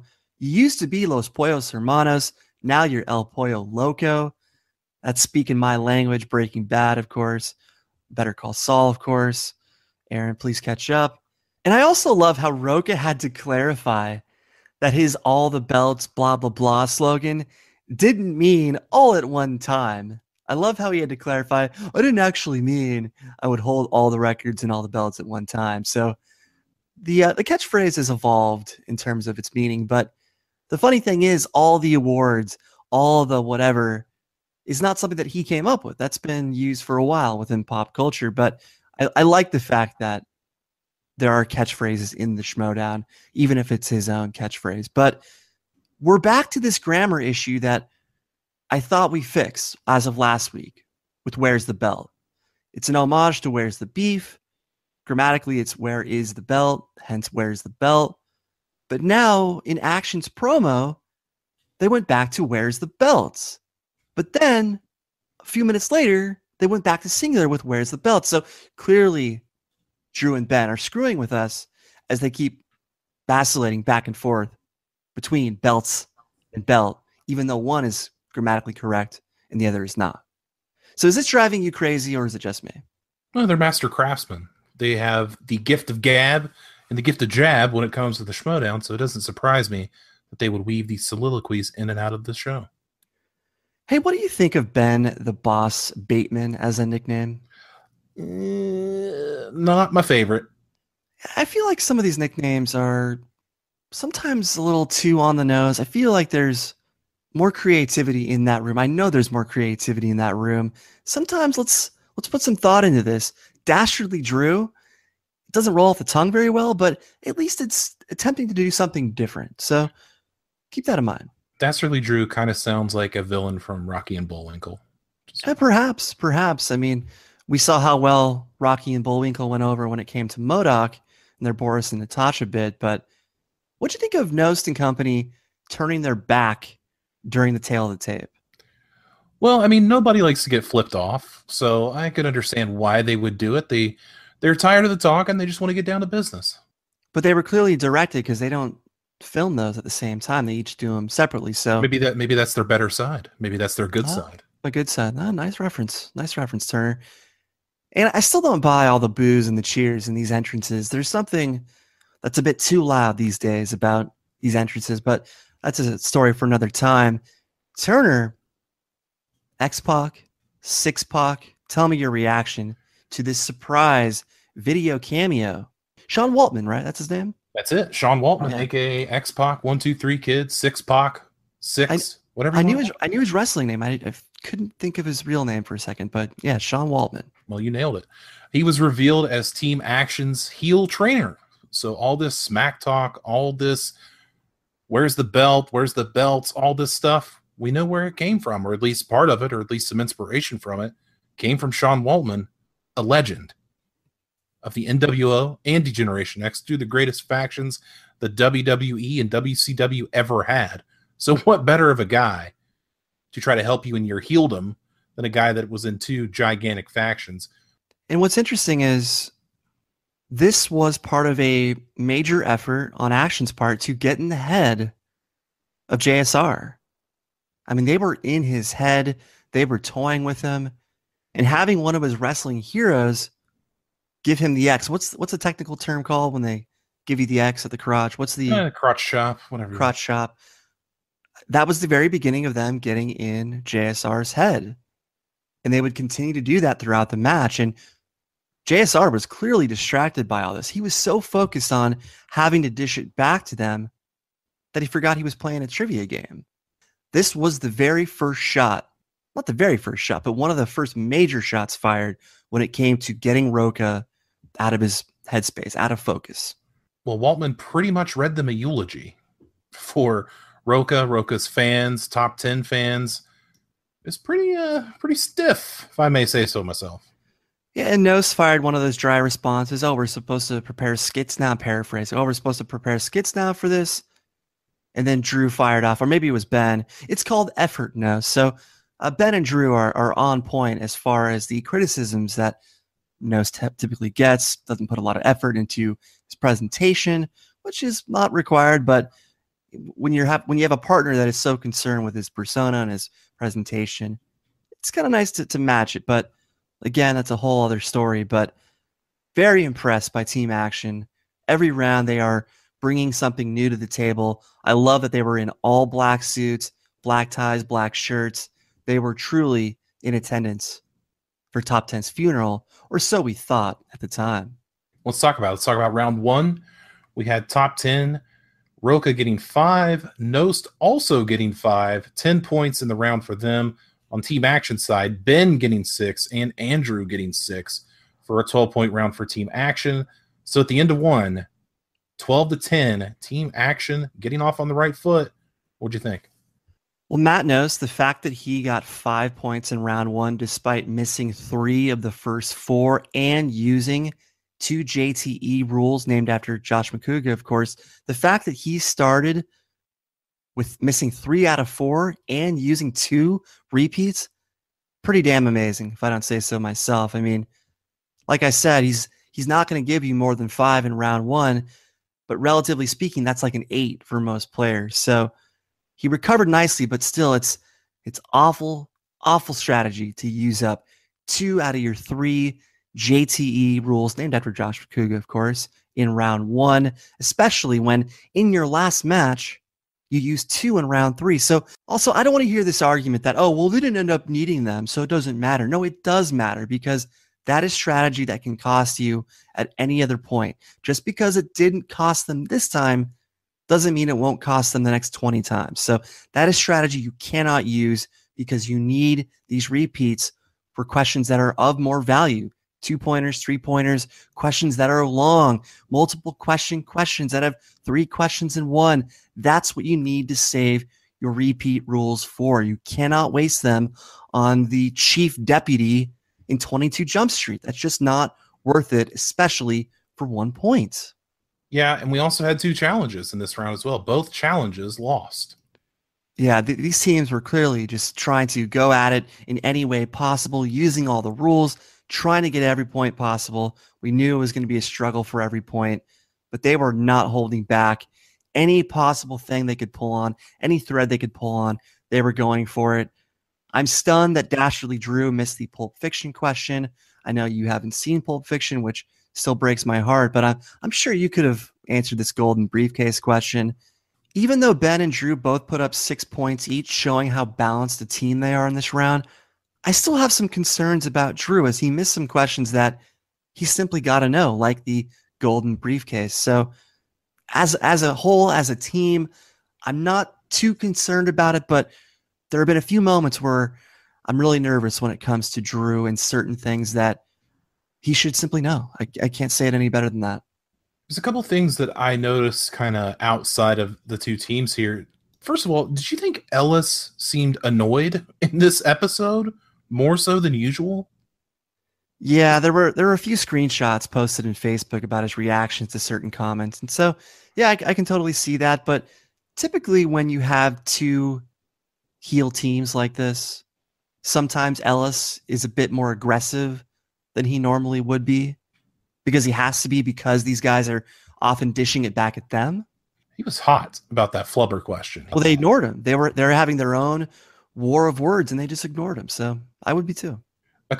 Something else that I noticed, the repeats of questions when it's asked, and then we would get a clarifying question from one of the contestants. I think Roka did it once, and I think maybe even Notes did it once, where it was like, did you say actor or actress? And then they would give it to him, Ellis or Harloff or whoever. But it didn't count as a repeat. Is that something we need to talk about? Or this is something that we're going to talk about a lot later in this episode, but please bookmark this, folks. And I just want to clarify, Nos used 2 out of their 3 JTE rules within the first 5 questions. The second one was on the Robin Hood question, which he pulled out at the very last second at the tail end of the second repeat rules. So typically, Matt knows he doesn't convert after using his repeat request, or at least not lately. So I was actually quite impressed that he pulled out this Robin Hood answer, of all things, Whistle Stop, Ooh, Delali, whatever it's called. I can't even remember these songs to save my life, but the fact that he did pull this one out, converting one of their 2 repeat rules, I was pretty impressed by that, because as we've seen, when he uses the repeat rule, the conversion rate is very, very poor. But still, you cannot use 2 out of 3 repeat rules in round one. You just can't. Furthermore, you cannot ask clarifying questions instead, just to get out of having to use a JTE rule that you basically don't have anymore because you've been blowing them too soon. So clarifying questions are essentially a repeat. They are. More on that later, though. Now, I know that they can't confer during round one for answers, but do you think that teams are kind of developing a system where they may look over at the other and do like a nod or a wink or something to be like, hey, man, I need more time? Could you see that happening? Definitely. Definitely. I mean, that's what teams do. They got to back each other up. You've got to have some sort of signal to know when your opponent's in trouble or when he needs more time. I would not be surprised whatsoever. But like I said, Drew and Ben were going at it when it came to getting in Roka's head. Were you in Korea 30 years ago? Of course, Roka has to dish back. Your mom says hi. He can't just let it go. He can't just focus on the game. He's got to show them who's the alpha male, who's the true heel of the bunch. So for all you people who want to say that there was a face turn, we were told there was a face turn, but as we're seeing in this match, this is who he is. This is what John Roka, the Schmoedown player, is. This has always been him. Don't tell me he's a tweener. Don't tell me he's a face. He's always been a heel. They tried to rebrand him. Didn't work. Let's just call it what it is. Let's not beat around the bush any longer. But where things got really, really argumentative was question 8, the Robin Williams question. This is what I call a multiple question. It's 3 questions in 1 question. Action, much to the delight of T10, used the JTE rule, named after Josh McCouga, of course. And so when that happens, the other team that is short on JTE rules clearly breathes a sigh of relief because you've got so many layers. And that's another reason why I don't like these questions, because you can't help but use your repeat rules. They are so layered in terms of the question type. So I also consider the fact that these players cannot see these questions on a screen like we can. So to have to remember 3 questions in 1, it's not about having to use your brain. It's whether you can possibly remember all 3 layers without looking at a screen. That's where I get concerned, not just the fact that it burns up repeat rules. So Roka had a big issue with this. He thought they were talking about a different movie first off. Then he argued the term experimental teacher. Challenges were used. This is, again, another reason why I hate questions like this, because they are sure to use up challenges and JT rules. So what's your overall take on question 8, the Robin Williams question? Well, I know I said, I think it was last week with the Brad Pitt question, I like the multiple answer, or the multiple question answers, like you're saying. But multiple question. Well, for this one, yeah, this one was a bit long. It was almost a paragraph, and it annoyed everybody, even the commentators, to have to say it again, go through this whole challenge process. I mean, you can eliminate them, of course, but... Did you get the impression that T10 was purposely creating controversy just in case they needed to pull it out of their back pocket whenever it was convenient? No, I didn't get that feeling. I think the feeling I was getting was they were just super hyped for this, and they were just on edge. And when you're on edge, you we know John Roka drinks 2 Red Bulls for every match, more or less. So he cut it back to 1 in this case. So again, if you look up the side effects of Red Bull, drinking Red Bull before a trivia match, don't recommend it. Again, I wouldn't help the guy normally, but as someone who used to drink a lot of Red Bull and stopped, you might want to consider doing the same. Regardless, I've been talking for a while that Matt Knost is always the key to top 10 because he's not a great player. He gives you the bare minimum every match, typically 7 points, 5 points in round 1, nothing in round 2, and then a 2-pointer in round 3 if things go well. And then Roka does all the heavy lifting from there. He carries the team from there. However, this is why this team has not won 3 in a row, because Roka cannot sustain that level of performance for 3 matches in a row. Well, guess what we saw in this round?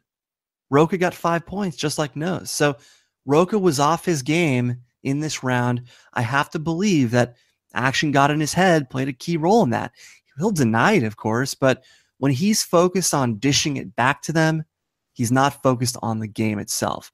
You can pretend it's not an issue, but it absolutely is, because you're using energy elsewhere versus what you should be focused on instead. So Knost put up his customary 5, which I'm surprised once again, considering he used 2 repeat rules in round 1 while missing 3 of his first 4. But Roka had an off round as expected, because you can't sustain the same high level of play like he did in round 1 and round 2. It's just not possible. That's why successful teams step up. Each guy can step up for the other when the other has an off night. So that's why I'm always hard on Knost, because he typically doesn't pick up the slack if Rocha's off his game. So more on this later, because he did kind of pick up the slack to an extent, to a degree. You're giving Matt Nose credit. I've got to tune in for this one. A little bit. Let's talk about a different Matt, because Matt Iceman from American Ninja Warrior joined the desk for round 2 to do some commentary. What'd you think? Yeah, he came out for a tri-table. I thought that he was going to replace Ellis as of round 2, but instead they just went for the tri-table, which I guess makes sense because he's new to the show. I'm not familiar with his work. Are you an American Ninja Warrior fan? I do catch it from time to time. I think he's great on it. But he came out firing from the start. He called T10 moderately aged guns. He called Action young guns, hence the moderately aged guns in regard to T10. So it seemed like he sat around for a round, saw what the show was all about, and then he jumped in and did the best he could from there. Maybe he watched a couple matches from home, but I think they had him watch round 1 to get a feel of things before jumping in, and that way he could react once he sat there. So they kind of got his reactions of things rather fresh. So I think it was effective in that sense. Yeah, for someone that we don't know the extent of his knowledge, yeah, I think he did a great job. He came in, he got it right away. He got the vibe. He was feeling it. It was cool. Yeah, he captured the tone of the Schmoedown very well. So I'm curious to see more. I think we're going to see him at Spectacular. Kristian teased that. So we'll see what happens, but we could certainly use another broadcaster at the table. I've always said I would love to see Jen Sturger. I still do.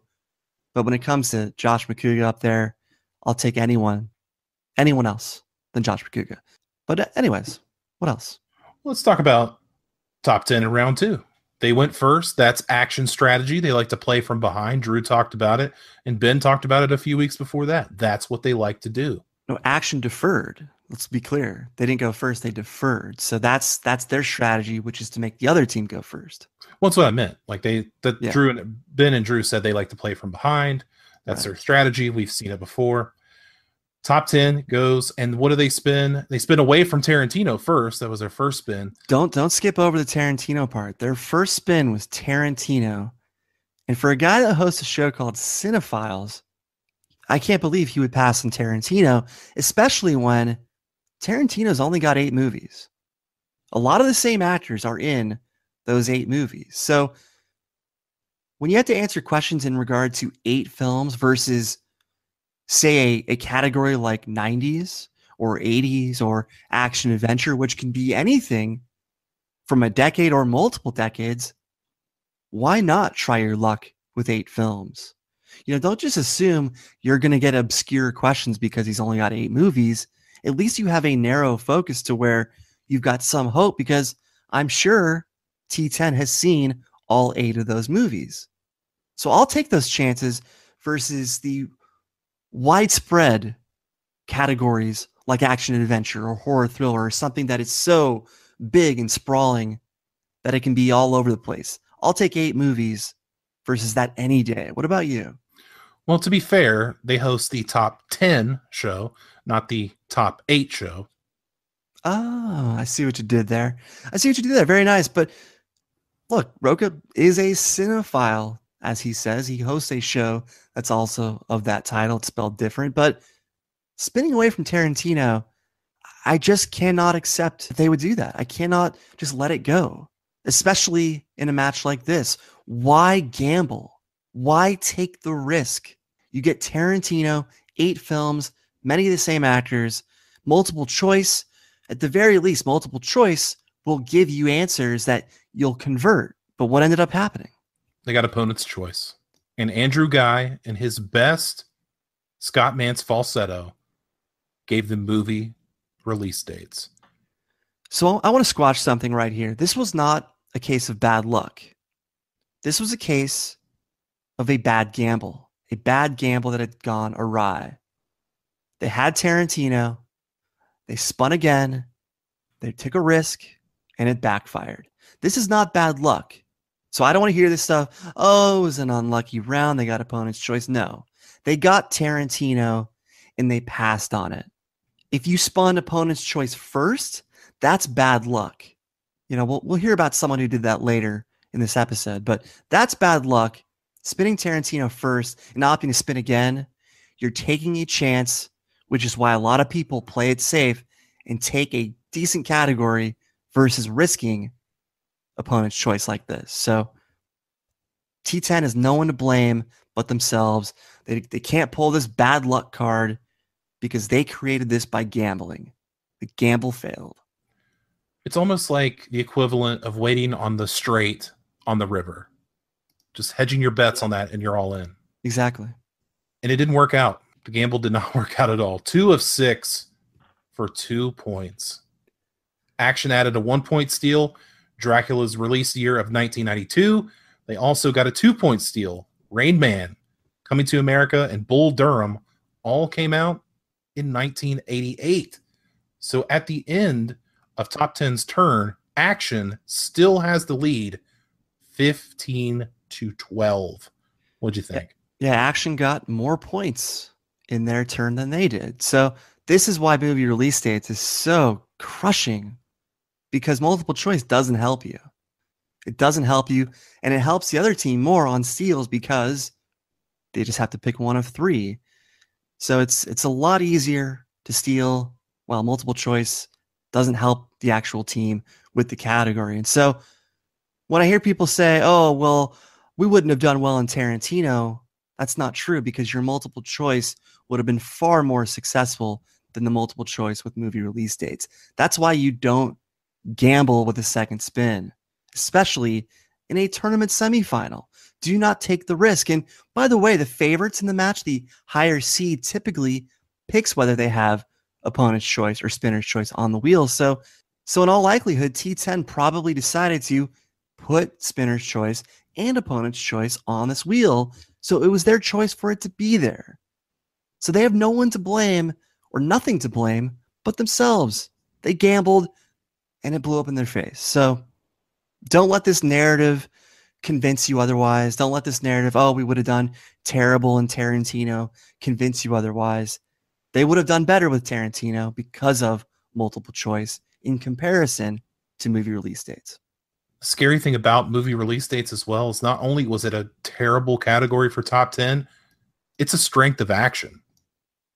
We heard it from Ben in our interview with him. I talked about it last week. It's a strength of theirs. So no matter what way it went for Top 10, it was bad news. Yeah, 3 points. That's the equivalent of half the question stolen. So very successful match so far for Action. 6 each in round 1. It's just a balanced attack from these two guys. And I'm really impressed so far as they're able to perform while talking smack at a level that is as good as anyone we've ever seen. So I don't know how they keep the energy in them for trivia and still maintain all the theatrics aside from that. So just an impressive team all around. Agreed. Well, Action's turn came up. They got Spinner's Choice, and they took Action Adventure. Why wouldn't they? Well, I wouldn't have taken Action Adventure because it was bound to go against them at some point. They were bound to get dealt some very difficult questions. Top 10, they are a team that gets a lot of good treatment.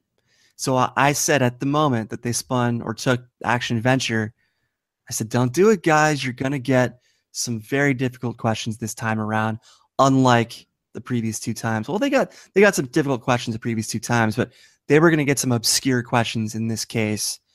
And boy, did they ever. I mean, I knew the Street Fighter question, Raul Julia, but they were asking questions in relation to Mummy sequels that nobody saw, in the US at least, and very random questions for movies that are not really part of the action label. A lot of these were adventure questions. They're not team adventure, they're team action. So when it comes to adventure, you can't really fault them for that. So this isn't what their namesake is really all about. So to say they failed in their namesake isn't quite true. I mean, to call Smokin' Aces a true action film, not quite.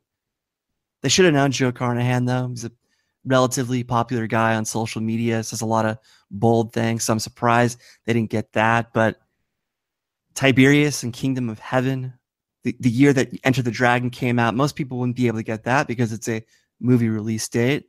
It's ironic The year that Enter the Dragon came out, they missed it. Most people wouldn't be able to get that because it is a movie release year, movie release date.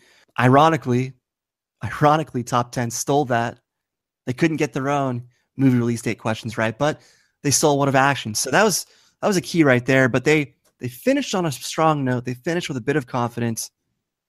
Evans and Fanning and Push, relatively deep cut, 20-13 Action, end of a 5-point turn, 8-point round overall. So those 3 points they stole during T10's turn, huge in the grand scheme of things. It makes the damage much less when you consider that it was a 12-point round, 12 points available for their turn. They come away with 8 overall. So 8 out of 12, factoring steals, not a bad round whatsoever. 20-13 going into round 3. And not to jump too far ahead, but Matt knows this is what he said in the post-match. This is when they knew they were done. When they got opponent's choice, and then Action got spinner's choice. Matt Nose said at this point, just a matter of time. So already, I mean, at 20-13, you still have a chance. The Top 10 was saying it's over, or at least Matt Nose was. I don't like the way that's phrased because it's actually when we passed on Tarantino and then we got opponent's choice and then they got spinner's choice. So Tarantino is the key, not them getting opponent's choice. Passing on Tarantino cost them this match. It wasn't opponent's choice. It was Tarantino. All right, well, let's talk about round 3. Top 10's up first because they are behind. They are down 7 at this point. Westerns is the category. Roca gets the 2-pointer. Open range with Kevin Costner and Annette Bening.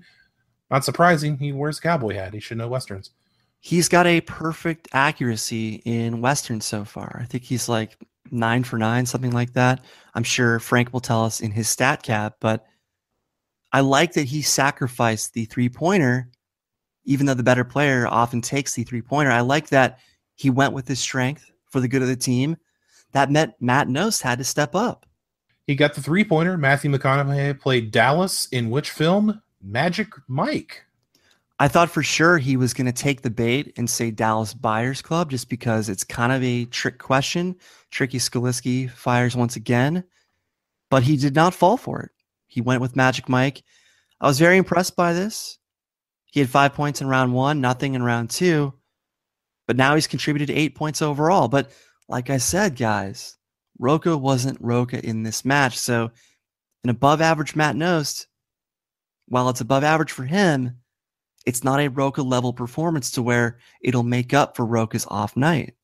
Well, he came to play again because they had to hit the 5 to stay alive and avoid the TKO. And Matt Nost hits it. Jennifer Lopez was the teacher in Jack. Great pull. The only person more surprised than me that he got this was Matt Nost himself. It was very shocking. The whole studio couldn't believe it. I don't even think Roca could believe it. When Matt chimed in, I know this. It was the most relieving news Roca's heard in a while. But at the end of this match, Nost came up with 13 points. 13 points for Matt Nost is like 20 points to most players. 13 points for him is such a good tally. But compared to what Roca usually does for this team in an average match, 20, 25 points, maybe, it's not enough to carry the team when Roca only came up with 10 points himself this match. So if Roca's going to play like Matt Nost, in essence, Nost has to give a bit more. And while he was above average for him, it wasn't enough to get the win. That's how bad Roca's night was. So of all the times for Nost to step up, Roca falls off. And this is why I said the stats were against T10 going into this match. They've never won 3 in a row. Roca at some point had to regress a bit. He had to drop off. And that's exactly what happened. At this point, it's 23-20. Top 10 took their first lead in this match ever so briefly. As we go over to team action, Andrew got the 2-pointer. The Anchorman movie quote, kind of a big deal. 23-22 now. We go to Ben for possibly the clincher, the 3-pointer. Who was the villain in Spider-Man, the Sam Raimi Spider-Man? Your category, Marvel films. What primary villain does Spidey square off against in 2002's Spider-Man? Crowd, please keep it down. We need an answer. Just say the answer. Let's go ahead and walk let's walk off. Top 10 is already leaving. I'm not sure if this counts as a I forfeit or... guess it would be the Green Goblin. And your Victory! ladies and gentlemen, advancing into the final. Ben, True Team Action. And top 10 Ben hits it. Green Goblin. Top 10 walks off the stage before Ben even answers the question. Action gets the victory, 25-23, and they will play above the line in the team tournament finals. What are your thoughts? See, this is why I asked you earlier. Do you think they were trying to create controversy just in case they needed it? Well, them walking off in this final round basically convinced me that they were going to create controversy in case they needed to pull on that thread later. They got beat. It wasn't bad luck. They got beat. They gambled, and they lost. Rocha did not play well in round one. The wheel had nothing to do with that. He did not play well. Action won this match. It wasn't a matter of luck. It wasn't a matter of the Green Goblin question being easy. Every team in this league, including T10, has gotten those easy questions in round three, whether it's a 5-pointer, 3-pointer, or 2-pointer. T10 has gotten plenty of these in the 11 matches they've played to date. So holding it against Action as being easy, come on. Plenty of teams have gotten worse questions than this for their 5-pointers. So I don't want to hear this, oh, the question was easy. Action beat them. They gambled on Tarantino. They chose to spin again, and it blew up in their faces. It wasn't bad luck. They took a gamble, and they lost. Rocha was off tonight. I told you he could not sustain the level of play that he had in rounds 1 and 2. He just couldn't. History proved that. Action is the fair winner. It's not a matter of luck. They played well the whole tournament. This is consistent with what they do. They're a balanced attack. Ben and Andrew are a balanced attack. They got in Rocha's head with X-Pac's help, of course. They got in his head and they won. So walking off, showing no sportsmanship. This is supposed to be a face team now or a tweener team now. These are true heels. They were always heels. Actually, it's just Bale Outlaw that's the heel. Noche just kind of follows his lead. And I understand that and whatnot, but let's make no mistake. This is a heel move. It's another act of poor sportsmanship on the part of Rocha.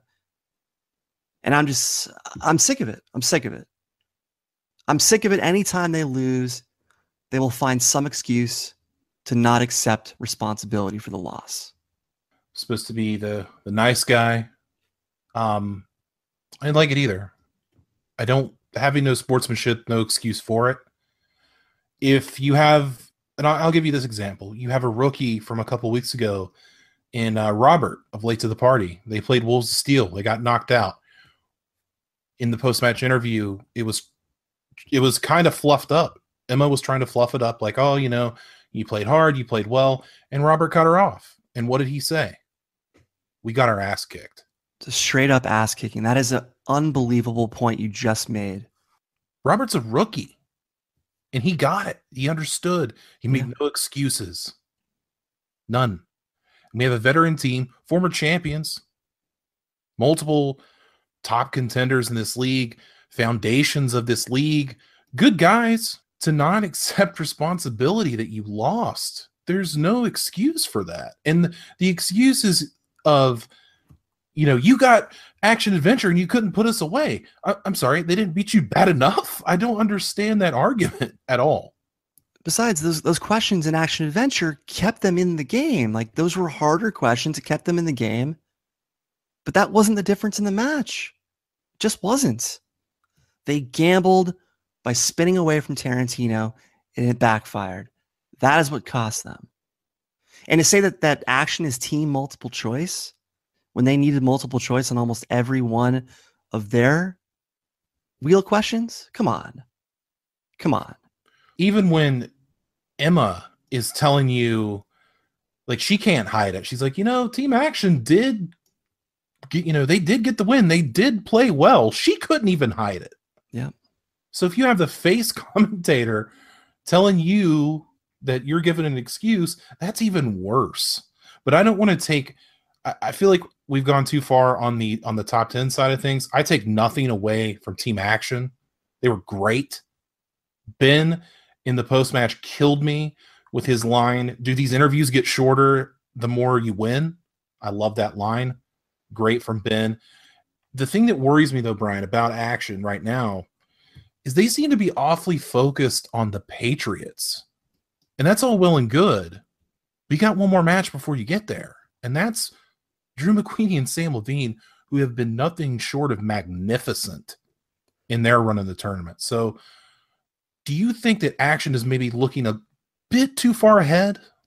I asked Drew about this last week, and I said, I know you guys are purposely focused on the Patriots as far as your presentation goes, as far as your promos and post interviews go, but I don't think you guys are overlooking T10 or above the line. He basically said, no, we're not, but we want to make sure people know what our ultimate goal is, and that is the Patriots. But I don't think for 1 second they are overlooking any opponent, even if the optics of it may seem that way. So what I'm concerned about, though, is maybe pull back a bit on the theatrics, maybe pull back a bit on the SmackDown. I know that gives them an edge in some cases, but focus on the game as well. Sometimes all the smack talk, it can be your best friend. It can also be your worst enemy. So just make sure to not rely on it too heavy. You don't have to do it in the above the line match, because Drew and Sam, they're not going to feed into it. They're not going to get back at you like Roca had to. They're not going to dish it back. They don't have that bone in their body when it comes to above the line. That is not who they are. They're not going to engage with you on that level. So focus on your game. Do what you do without going too far into the presentation of it all, the smack talk of it all. Play your game, focus, and then you can worry about the Patriots and all the fun sideshow stuff that you can do with them. And I don't want to skip over this too much, but let's not forget, they stole 3 movie release date questions from T10. So T10 keeps trying to devalue this win. They keep trying to discredit this win of Action's. Action stole 3 movie release date questions from T10.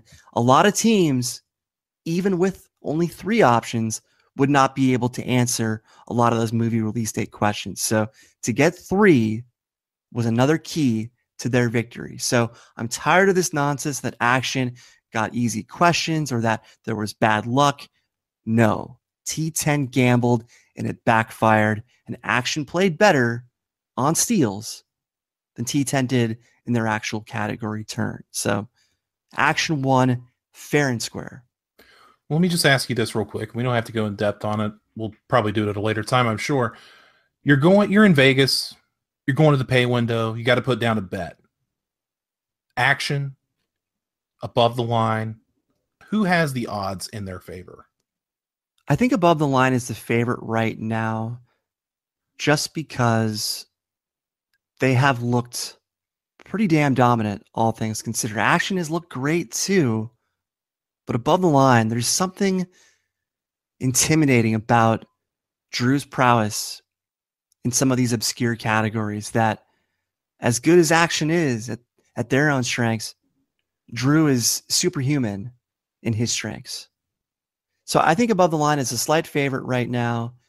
And look, I picked above the line to win it all, so I kind of have to stick with them as being my pick to win.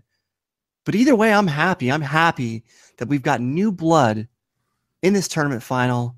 We've got 2 new great teams that will be a part of the Schmoedown for a long time. I'm happy with either one winning. I'm not going to be disappointed if Action wins to face the Patriots. I'm not going to be disappointed if Above the Line wins to face the Patriots. We're good either way. However, there's some news that we'll get to in a second, but because T10 is now playing in a number one contender match at Spectacular. I now favor Above the Line even more because T10 was basically given this number one contender slot for the sake of getting an action rematch. I mean, that is what the ultimate goal was, to have another action slugfest between those two teams. So that's why I'm favoring Above the Line, just because the league ultimately wants to see T10 in action do battle again on the league's biggest stage, Schmoedown Spectacular. Yeah, I mean, you talked about it. T10 will get a shot at Spectacular, a number one contenders match for those team titles. And let me just quell this right now for the people that will say in our comment section, well, if Mark Riley wouldn't have retired, it would be the Wolves of Steel versus Top 10. That's irrelevant. I don't like it either way. Whether the Wolves of Steel are in there or not, we just got done through this. Well, we're not done yet, but we just got through this tournament. We have two new teams that more or less came out of nowhere. Bit and Andrew, of course, had some matches under the belt, and Drew and Sam did not. But here we are. New teams are on the rise, and now we're going back. We're going backwards, I feel like. We took 2 steps forward just to take 2 steps right back. And I understand that at this time, it is the unpopular opinion, and people will, maybe just dismiss this as like some kind of top 10 hatred or bias, but it's the truth. I don't care if this was the same situation and top 10 wasn't in this and it was Wolves of Steel versus the loser of that, I would still have a problem with it because we just went through this tournament. I don't understand this at all. This tournament was about deciding who gets a shot at the title. The tournament final is essentially a number one contender match. To schedule another number one contender match before this number one contender match has even played, I just don't understand it. And as far as Wolves of Steel goes, they're not even the first choice to play in this number one contender match as far as I'm concerned. I do believe the loser of the tournament should automatically go to a number one contender match, but it's not against Wolves, and it's certainly not against T10. That team, of course, is MODOK. MODOK played the Patriots closer than anyone yet. They were excluded from the tournament for reasons that still don't make sense, especially when you consider that T10 got a title shot just 5 weeks before them. We cannot forget about MODOK just because of recency bias. They belong in a number one contender match. They deserve a rematch. They deserve an easier chance to get a rematch than just falling back down the ladder to where they have to win at least 2 consecutive matches to be considered once again. They earn this far more than T10 earned an automatic number one contender match, even though they just lost in the semis. It's ridiculous. Who else in this league is rewarded for losing? You have to win 3 straight matches in this tournament to get a number one contender slot. And yet they won 2 matches, lost 1, and they still got a number one contenders match. It makes absolutely no sense. I have more to say on this in a second. I just want to get through Iceman real quick. He was firing some great shots at T10. He said, I don't know that Roka and Nose can ever come back from this. He even said that Brian Davids joke of, I'm sure they're not in the top 10 anymore. Of course, my bottom 10 stuff was better, but even he was having fun with the top 10 of it all. So I like Iceman, actually. Yeah, he was great. I liked him a lot.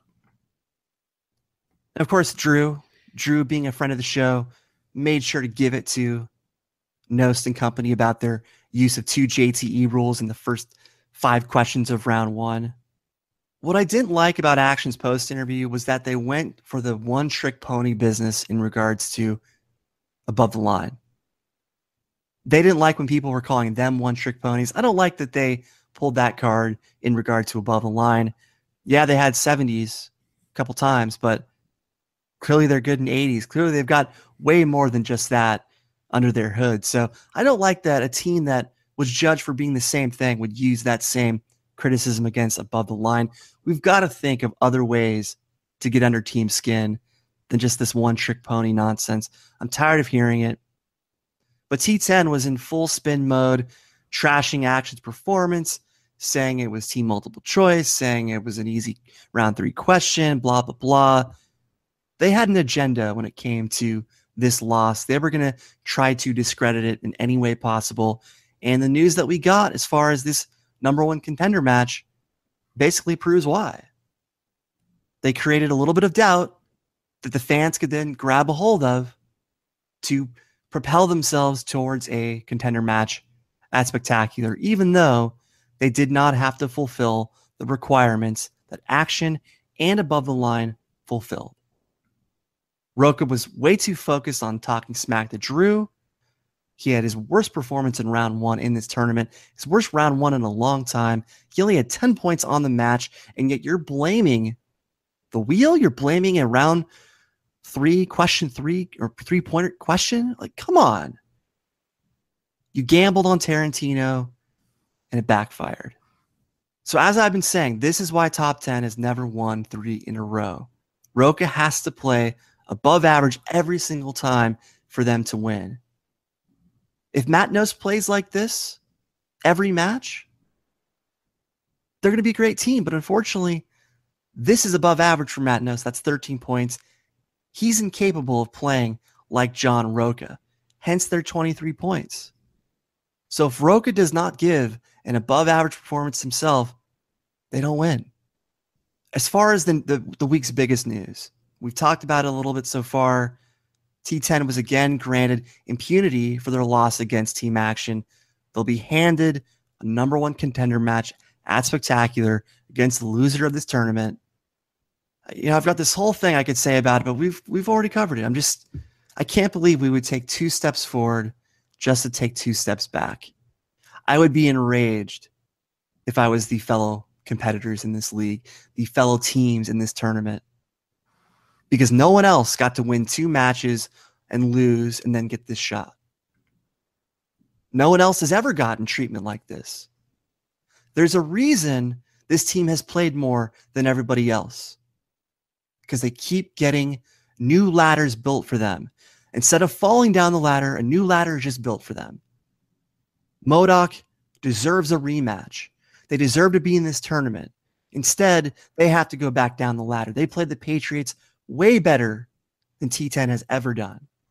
The biggest test for me was when I consulted Outlaw Nation fans, T10 fans, whose opinions I respect, even though I don't share the same taste in players as they do. When they are saying, I'm a big fan of T10, but even I don't think this is warranted. Even I don't think this is deserved. When I hear their fans saying this, we've got a problem. Because these guys would always fight me on things when it came to them. But this time, even they can't defend this. They can't. They know it's not deserved. And true fans, they want things to be earned. They don't want guys like us to say, oh, well, it wasn't deserved, it wasn't earned. They don't want to win like that. They want to win the right way, the way that Action and Above the Line have to win, which is 3 straight to get a contenders match and 4 straight to get a title shot. T10, they just have to win 3 out of 4 and they've got a title shot. Above the Line or Action will have to win 4 straight at least to get their title shot. For Action, it'll be 5 straight given their previous match going into this tournament. But why does everybody else have to have a tougher road to a title shot than T10? I don't get it. MODOK's a better team. IGN's a better team. They just haven't gotten the opportunities. And why haven't these teams gotten the opportunities? Because the same team keeps taking away opportunities. So when is T10 going to say, maybe it is time to step back? Maybe we are overexposed. Maybe we do need to work on some things. When are they going to accept responsibility for these losses? I'm the wrestling guy. That's my thing. And I liken this to everybody. We're trying to figure out, is people would say like Rocha's like Steve Austin, and of course he's not. But after this match and after what's transpired since then, I feel like Rocha, and how fitting, he is like the Kevin Nash of the Schmoedown. And if you know where I'm going with this, you get it. Google it. 2000s Kevin Nash, WCW. It feels the same way. And for the longest time, Kristian is likened to Vince McMahon, or he's likened to Triple H with his workings in NXT. Kristian is Eric Bischoff. And he knows that controversy creates cash. That's Eric Bischoff's trademark line. That might as well be Kristian's trademark line as well. But look at what just happened. In 2 to 3 weeks, we just got 2 new great teams, including a new heel team in action. I've never seen a team grow in popularity as fast as Team Action.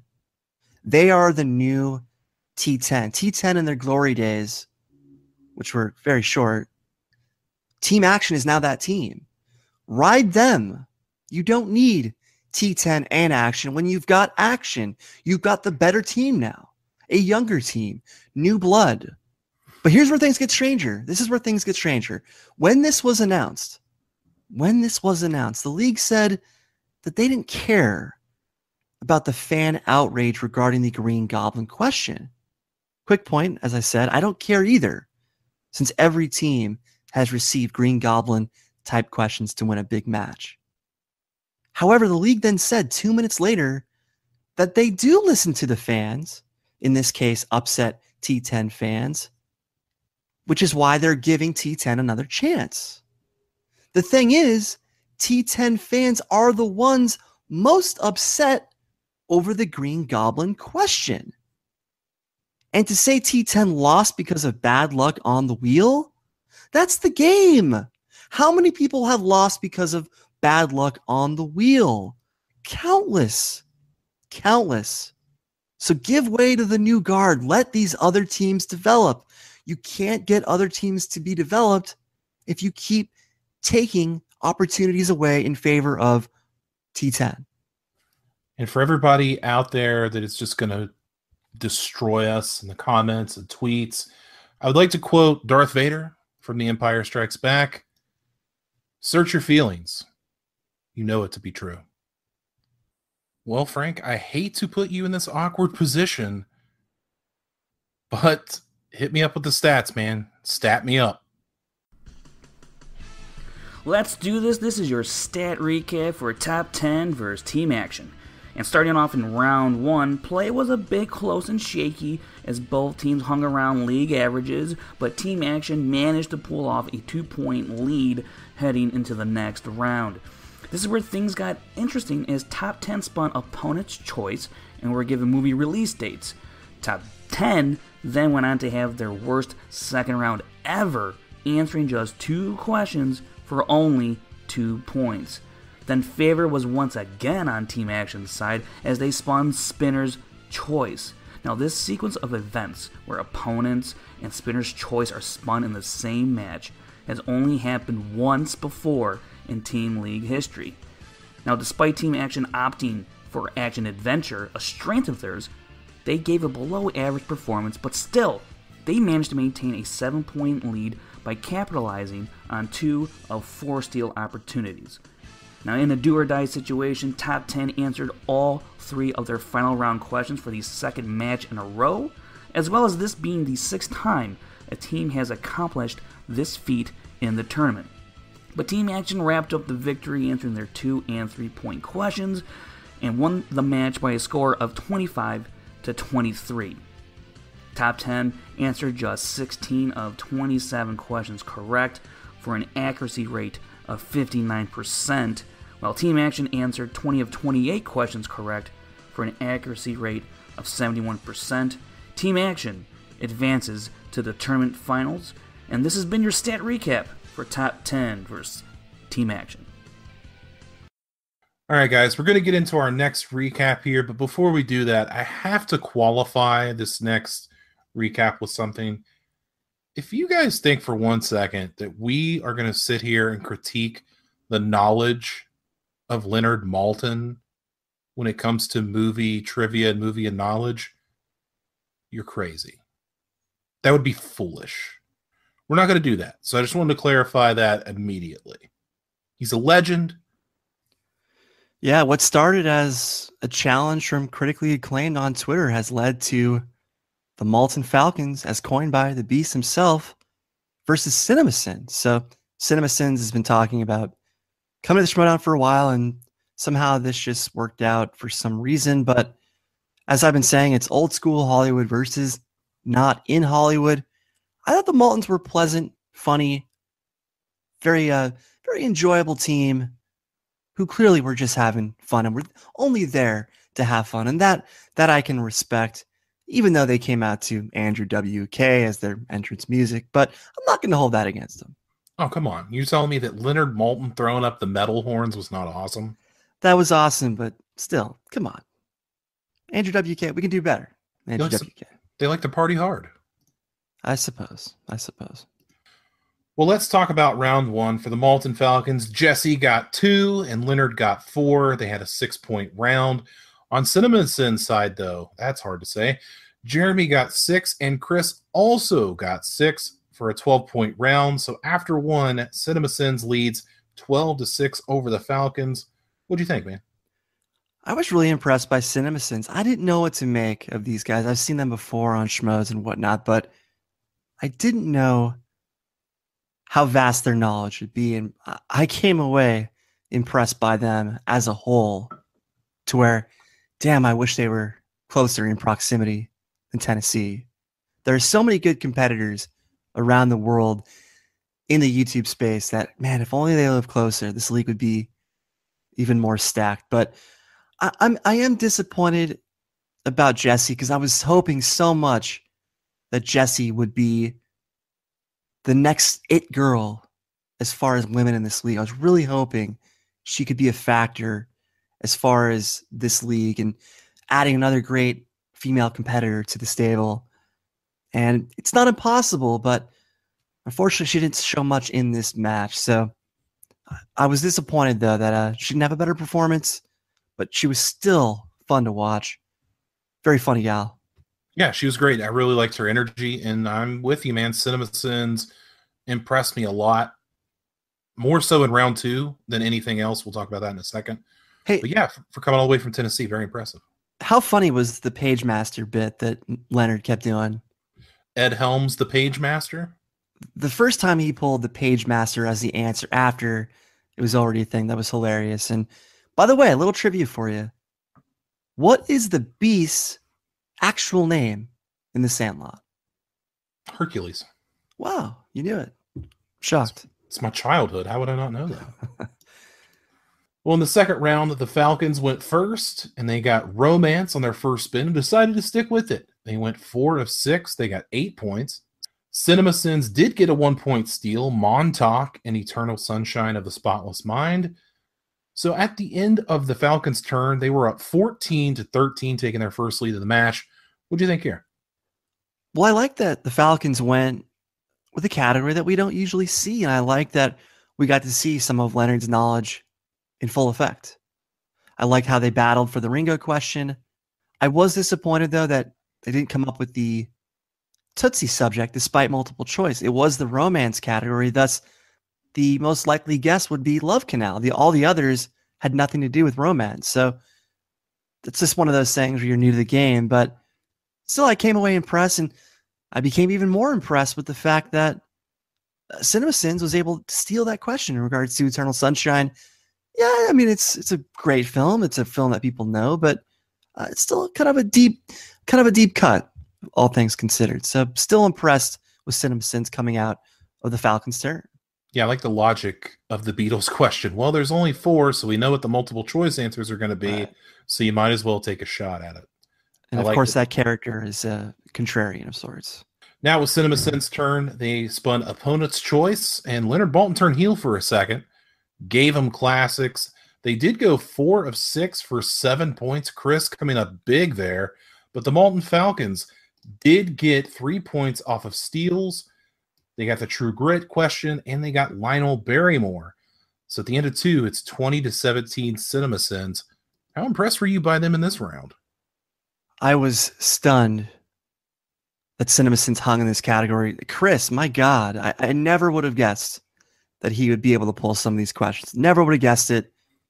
Even Jeremy said that he was just kind of watching Chris go to work. And I think Leonard was impressed as well. Obviously, he chose a category thinking that they wouldn't be able to pull any of those questions. And I love how they think being a heel, the Maltins, of course, I love how they think being a heel is giving them a hard category like this. If they only knew what true heels were like in the Schmoedown, they would truly reconsider what they think to be a heel behavior, I guess. So giving someone classics on an opponent's choice, that's nothing compared to what we see on a weekly basis. But CinemaSins, man, impressive. Tennessee, why are you so far away? Yeah, maybe we could meet halfway and we could have Tennessee's CinemaSins versus Texas's Double Toasted somewhere down the line. Yeah, I forgot about Double Toasted, but we've got so many teams around the country. There's Stuckman, of course, can't forget about him. But I was really curious, given all the conversation about CinemaSins lately, I knew that there would be a magnifying glass on their performance. There would be a spotlight microscope on their performance. And my God, they changed people's perspective. Everybody thought that they would only have this knowledge that pertained to these movies they covered. Nobody expected these guys to have real movie knowledge. And my God, they proved a lot of their critics wrong. Maybe they haven't won over people as far as their videos are concerned, but they have changed people's perspective about the channel and the brand. In round 3, the Falcons were up first. Jesse missed the 2-pointer. Lawrence Fishburne was Perry White in Man of Steel. So we go over to Leonard. He got the 3-pointer. Amy Adams in Enchanted. At this point, we have a 20-20 tie. So we go over to CinemaSins for their turn. Jeremy got the 2-pointer. John McTiernan, the director of Die Hard with a Vengeance. So it's 22-20. CinemaSins. Back to the Falcons. They missed the 5-pointer. Bryce Dallas Howard was the girlfriend in 50-50. And CinemaSins is victorious 22-20 in their debut over the Maltin Falcons. What'd you think? Man, that Larry Fishburne question was so crushing because those 3 steals, those 3 points and steals to end round 2 made this a potential match. Maltin Falcons were still in this. But when Jesse couldn't pull that Larry Fishburne question, it just, it was so frustrating. Even when Leonard tied it up with Amy Adams. And there was a moment there where it seemed like Jeremy wouldn't be able to pull John McTiernan. And yet, kind of at the last second, he kind of whispered McTiernan. Just kind of whispered it. So this was almost an even more exciting match, but CinemaSins proved to be the winner in the end. It's kind of a Joseph Gordon-Levitt theme match. A lot of JGL-related films and people he's worked with, from 500 Days of Summer to 50-50. So really a interesting selection of questions, different from the usual selection, but really impressed with both teams. Fun to watch. CinemaSins, please come back soon. Let's get you in the league. Maybe we can write off your travel fees somehow. Let's work on it. Mark Fernandez, work on it, please. Thanks. And just for the record, Maltin Falcons, please come back as well. Of course. And it sounds like they had fun. It seems like they had fun. And even though they didn't live up to expectations, for now, I do think they'd be a good fit in, say, a stable like the Growling Commandos, especially with the critic prowess of Beast and Whitney. I'm mostly basing this on a tweet exchange that I saw where Jesse showed a fondness for Bibbs. So perhaps Bibbs could welcome them into their stable. I'm sure they would love to have the Maltins. Since Growling Commandos, obviously they haven't lived up to expectations yet. So the Maltins and Bibbs seem like a match made in heaven, if you ask me. Could you imagine, since leaving the Four Horsemen stable, Bibbs, the first person that he adds other than Whitney is Leonard freaking Maltin? I would love that. I would love that. Who wouldn't love that? Come on. And I would like to just propose a fantasy matchup, if I can, for down the road sometime. How about Leonard Maltin going one-on-one with Mark Bernardin? Interesting. That would be a fun one. Interesting. But all things considered, I thought this was a pretty great match. It was kind of a nice palate cleanser for the team tournament matches that we've had with all these high stakes. This one was just kind of fun. You could even do a team match. You could have Mance, Maltin, Bernardin, Bibbs, Whitney, a 5-way. Do a 5-way with all these critical minds, guys that are known for their critical takes on film. There's more, of course. I'm overlooking some, but there's a place for Leonard in this league. There has to be. But overall, would you say this was a fun experience? Definitely. I wish it was given the celebrity Schmoedown branding. This is a celebrity Schmoedown, ultimately. That's how big Leonard Maltin is. It's an arguable decision, I get that, but it's Leonard Maltin, man. This guy is an A-list celebrity in the film criticism world. He's as big as it gets. That's a celebrity, all things considered. So either way, I get the decision, but what a great addition. What a great thing to say, to hang your hat on when you consider all the great people that have come through that studio. Now you can say Leonard Maltin. JTE and Leonard Maltin. I love it. Man, you keep digging on JTE. What's the deal? That's what people do. It's what people do. JTE has accepted his place as being the patsy. He's the punching bag. And people know I love JTE. JTE knows I love JTE. JTE knows that I believed in him from day one, from my first minute on this channel. Well, I think we can both agree that the Maltin Falcons add a touch of class to the Schmoedown experience. Agreed. All right, guys, now we're getting into the main event recap of this episode. It is the Movie Trivia Schmoedown Championship match. Dan Murrell, the champion, versus our commissioner, Kristian Harloff.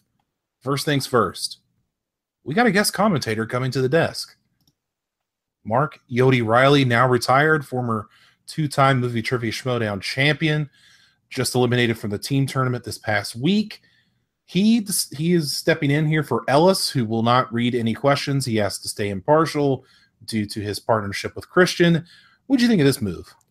Well, I like that Ellis stayed at the table. I like that he didn't go off into the crowd. So at least you got some of the jokes, some of the commentary, while he wasn't handling the questions. So I like that move. And I don't know what this Mark Riley retirement stuff is that you're saying. I don't buy it for 1 minute. But regardless, it was nice to give Riley a shot. You know, I was just thinking about him the other day. I kept thinking, why hasn't Riley been given, a place at the table? So it was a good thing to try out. I think he was better than most. Hashtag Yodi at the table? Well, I'm still focused on Jen at the table, but still, I like the move. And, Ken, I got an issue with Kenny Knapsack here. When he wants to yell out Burbank to intro the Schmoes No Show, like he did for Show 300, which he's done many times, he lets out this long, extended yell. But when it comes to the let's get ready to Schmoedown, he doesn't put his all into it. If he put his Burbank voice into it, he could give Kristian a run for his money. But for some reason, he just gives a half-hearted let's get ready to Schmoedown. So I don't get it, Kenny. I don't get it. I know you did not just use the NNY. That did not just happen. Well, we're old friends, so I get privileges that most people don't. Let's talk about the promos. Harloff coming in doing the kind of happy stuff like, I'm just happy to be here. It's who thought I would be here fighting for this championship. I sure didn't. All that kind of stuff. What did you think? Well, I thought it was weird that he said that Dan is arguably the greatest of all time. No, he is the greatest of all time. There's nothing to be argued here. He is the greatest of all time. And one more note about the warm-up talk. They kept hyping Kristian a bit. They kept saying that he almost went perfect against Roca in one of the greatest matches of all time, if not the greatest match as far as I'm concerned. So there was a lot of hype for Kristian. Riley said that Murrell's got the slight edge, so there was a lot of buildup for Kristian. There was a lot of respect going out for Kristian by the guys at the table. So I expected everybody to be heavily in favor of Roca at that table. So everybody paid deference to Kristian. So I thought that was interesting. What was really interesting to me, though, was that Murrell, as I said in our preview, I said that he has nothing left to prove, and he said the same thing in his promo. So this is one of many clues that he kept sprinkling throughout the match as to where his head was at as far as the future goes. So more on that later. Kristian went back to this, it's a lose-lose situation if he wins, if he loses, but he's only referencing the external factors involving fan scrutiny. Within the actual game, He has nothing to lose. That's why he succeeded. He doesn't care if he wins or loses because he's still winning in either scenario. He still wins if Dan Murrell wins. He still would have won had Jeff Snyder won. So in this case, Murrell wins or he wins, he still wins because he gets something that he's always wanted, and that's that championship belt. So as I said, the nothing to lose tour brought Kristian here, but now it's his desire to win the belt that could prove to be greater, and did prove to be greater, than Dan's desire to keep the belt. As Dan said, he's got nothing left to prove, win or lose. So we've got more to say on that later. I'm trying to tiptoe around it just for the sake of the recap. But well, Dan Murrell is a guy, in my opinion, that he doesn't have to put on a good promo. He's not one of these guys that has to hype himself up because he just is. He just is Dan Murrell. Drew McWeeny doesn't have to hype himself up. He just is. He's one of the few guys that can do that. So if Dan Murrell doesn't have a strong promo, I don't hold that against him. He's a guy that can do it no matter what. He's proved it time and time again. Nothing to prove, as he said. He's got nothing to prove to any of us. He's defended that championship more times than anybody. Greatest player there's ever been. So when he comes in with a promo that's just kind of like whatever, that's completely fine because that's Dan just is. When you're that good at trivia, I don't care what your promo sounds like, looks like. I don't care about your showmanship. I'm impressed either way, given your knowledge. So not everybody needs to be team action. Not everybody needs to put on a show. Certain players have to put on a show, but in Dan's case, Dan can be Dan, and that's okay. Well, I was concerned during the intros. We'll move there now. Kristian comes out in a suit to the X Gonna Give It To You from Deadpool, and a great song by DMX. But Dan came out to his Jaws theme. He does that. But as we saw before, when Dan tried to step it up by stomping on the glasses, he stepped up the showmanship a bit. He handed Kristian a watch and said, I wanted to hand him this so he could see when his time was up. Anytime that Dan pushes it into the showman a little bit much, he's failed. And that gave me pause for a second. Well, let's talk about round one now. Dan and Kristian both come out with 4 points. 4 points in the first round for both of these guys? That's out of character. What did you think here? It was an ugly round for both players. The question difficulty was up extremely, the degree of difficulty. Of course, that's relative to the 150 plus Schmoedown matches that we've watched to date. I don't like that the Scarecrow question, the Cillian Murphy Scarecrow question, continues to be reused in various forms and inverses. This is a title match. They cannot have questions that have been used within the last month. So I was disappointed by that, but overall, my God, they really upped the ante in this case. And if someone would have told you that the first round between these two would be 4-4, you never would have believed them. Never. Did you know the Hills of Ice question? Curious. I did. Did you know the Tony Jaa question? I did. Did you know the 5 dozen eggs? I did not. I knew that one. I knew the Evil X's. Midnight Run? What about that one? Nope. Crimson Tide? Nope. Okay. That's all. Let's get to round two now. Kristian up first. He spun Dramas. 2 of 4 for 3 points. 7-4 Harloff at the turn. Before I get to you, Brian, something that I noticed in this match was we've been so long with team matches over the past couple of weeks, I forgot that the second round was 4 questions. I know. I did the same thing. I wrote 6 questions automatically in my notes. I was like, why is this? Why are we moving on? What happened? But I know. Yeah, 7-4 Harloff at the turn. What'd you think?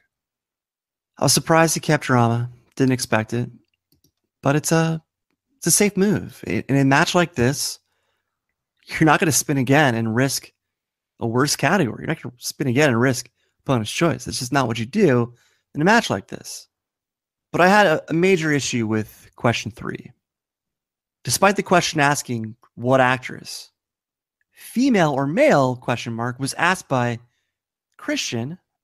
And this is part of a trend that we've both been noticing lately, where instead of asking for a JTE rule named after Josh McCouga, of course, they'll ask for part of the question to be clarified, allotting themselves more time in the process. So this is an element that needs to be fixed. It needs to be fleshed out in the Rules Summit that'll take place in early 2008 in Vail, Colorado.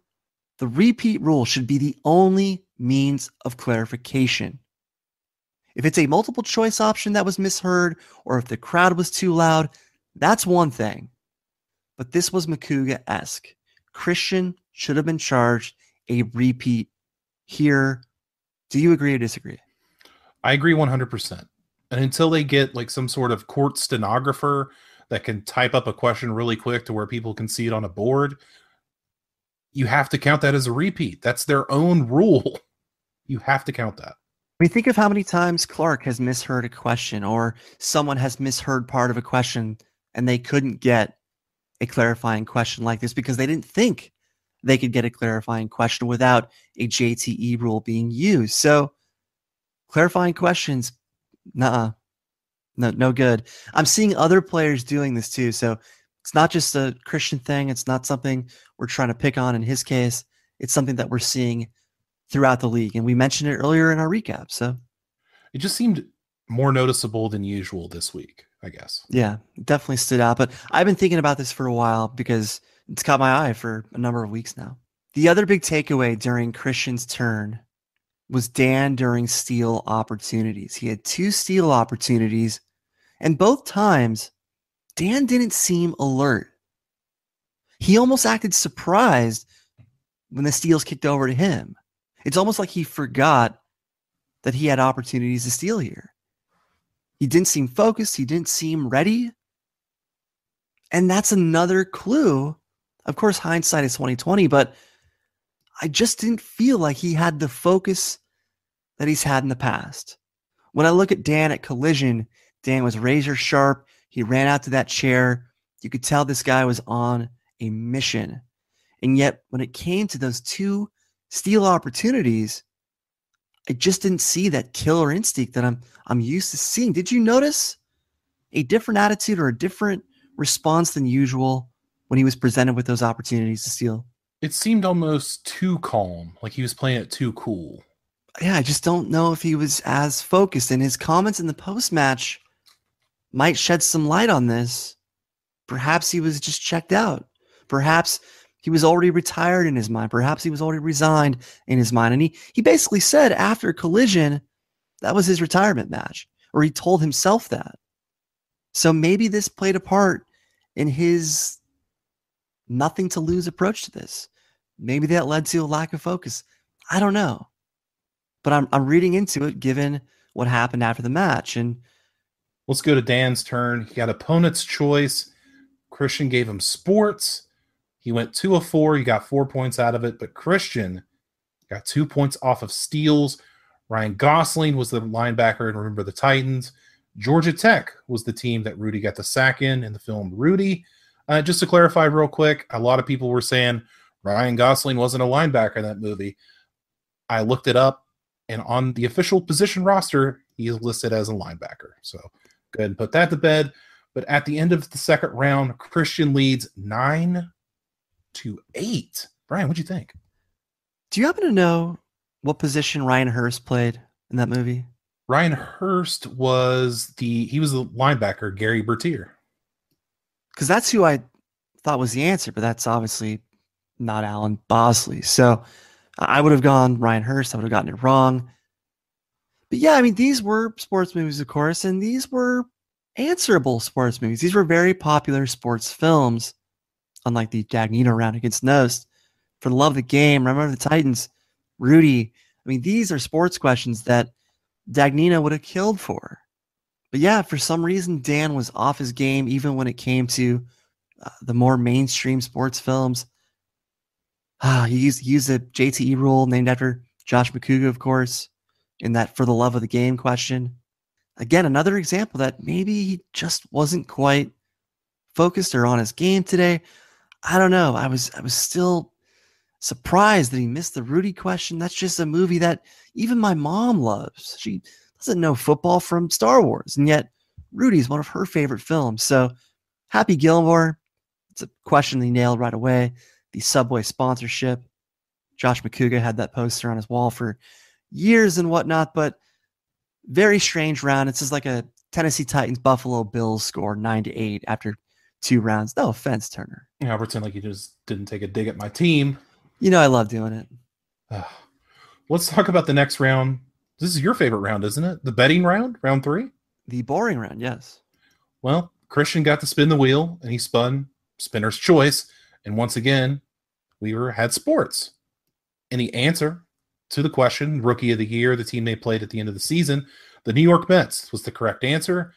Dan wagered 2 points. He guessed Oakland A's, incorrect. Kristian wagered 3 points and guessed Chris Skaliski's favorite team, the St. Louis Cardinals, also a miss. So after round 3, now we're down to 6-6. What did you think here? What a strange round. I love Rookie of the Year. I've seen that movie 1,000 times.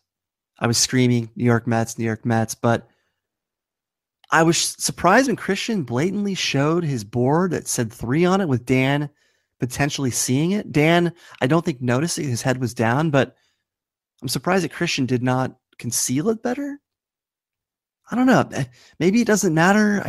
I don't care to think about the betting round all that often just because I'm just not a fan of it. And so I don't know. Maybe he wanted to see. Who knows? It doesn't matter. What matters is they're now tied 6-6.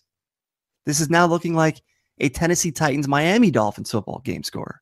So it's like you didn't just take a second dig at my team. It's just getting worse. The Tennessee Turners. I mean, one more thought. If you're going to guess, you might as well go with your question writer's favorite baseball team. It's not a bad guess. Not a bad guess. Let's go to round 4 now, the speed round. I actually call it the foreign object round. That's my new name for it. Well, this was quite the turning point for sure. Dan, 1 of 2, so he negated the 1 point that he gained and got no points. Kristian, 2 of 3, so he missed 1, so he only got 1 point. 7-6 Harloff after 4. Now, this is not exactly how it went initially, as Dan had a 7-6 lead. There was a challenge from Kristian for taking too long to answer the question. There was some controversy. In Independence Day, who plays Captain Stephen Hiller's fighter Dan Murrell. Harry Connick Jr. That's right. I was counting. That's correct. That was within 2. That was within 2. Barely within 2. Dan Murrell gets the point and is now 7-6 as we move on to the 5th round. What a hotly contested match with nobody getting questions right here in the championship match. Round 5. It was. Don't worry. If you want to, I'm fine. It was 2 seconds. I'll challenge it. I want to see if someone out there thought it was more than that. I'd like to bring in we have a fourth challenge judge. on the field.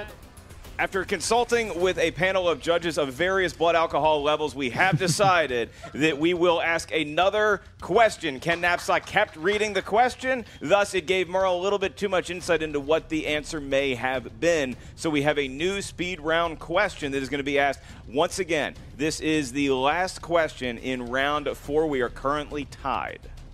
All right, guys, 5th and final question. Who portrayed the role of Texas Ranger LaBouffe in the 2010 remake? Kristian Harloff. Matt Damon. That's correct. All right, so big swing there with the Harloff challenge. It is now 7-6 going into round 5. Let's talk about it.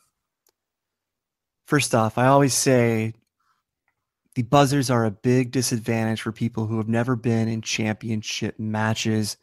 These are foreign objects that are not used at any other point in the Schmoedown except title matches. And so you're at a heavy disadvantage because like any foreign object, there's a touch, there's a feel, there's a fabric.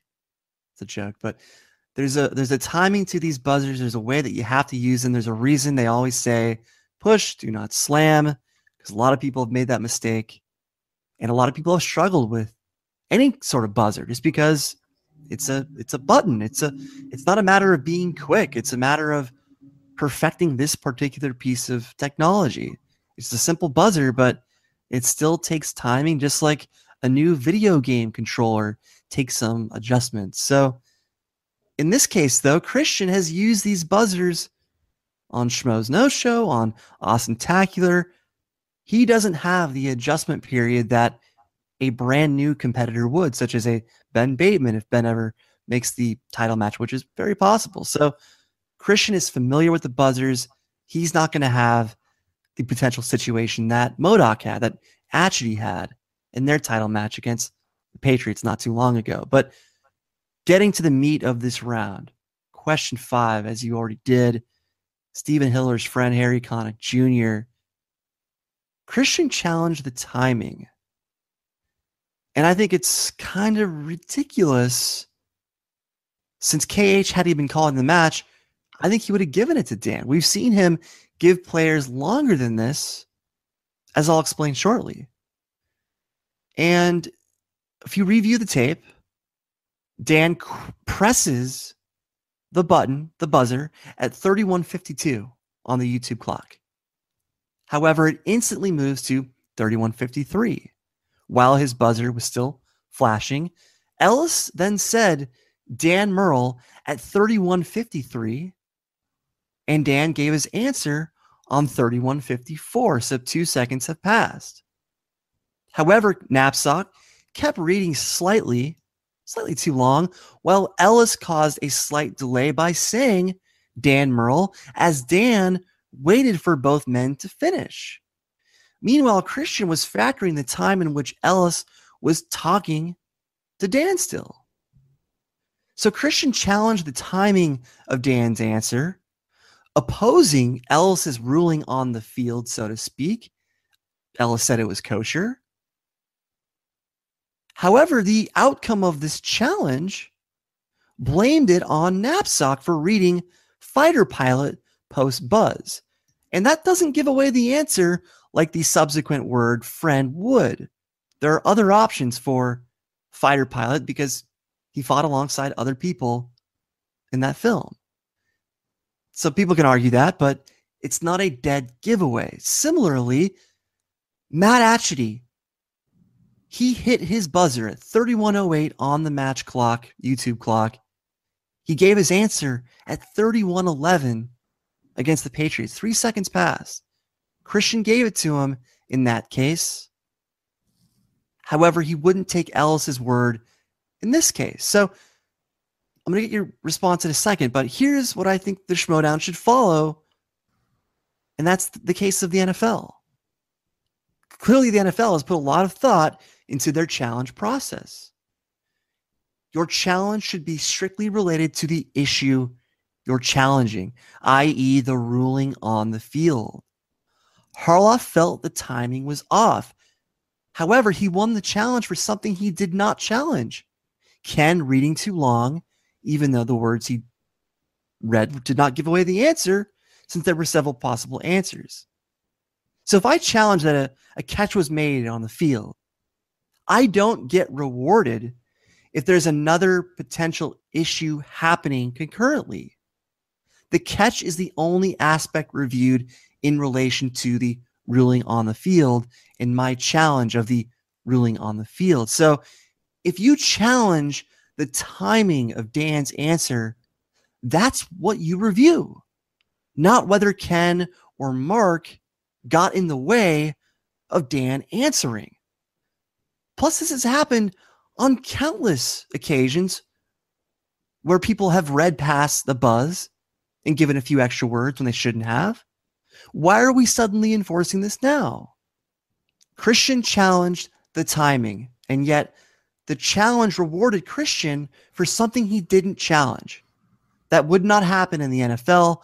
Again, it's a different game, different sport, but there are a lot of commonalities between the two.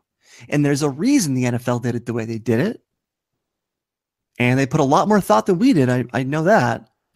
So what do you think, Turner? Should the challenge only pertain to what the player is actually challenging?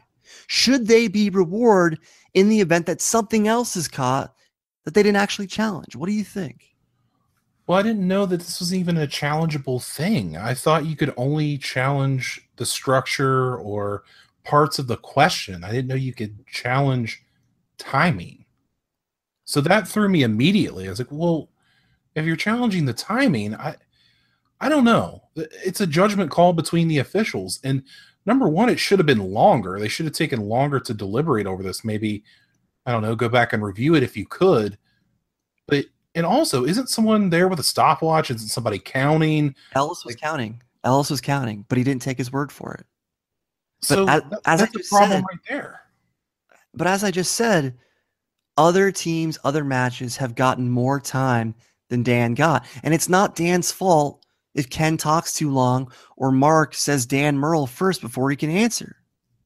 So if you're going to challenge something, they have to review what you challenge. They can't just come up with something else instead.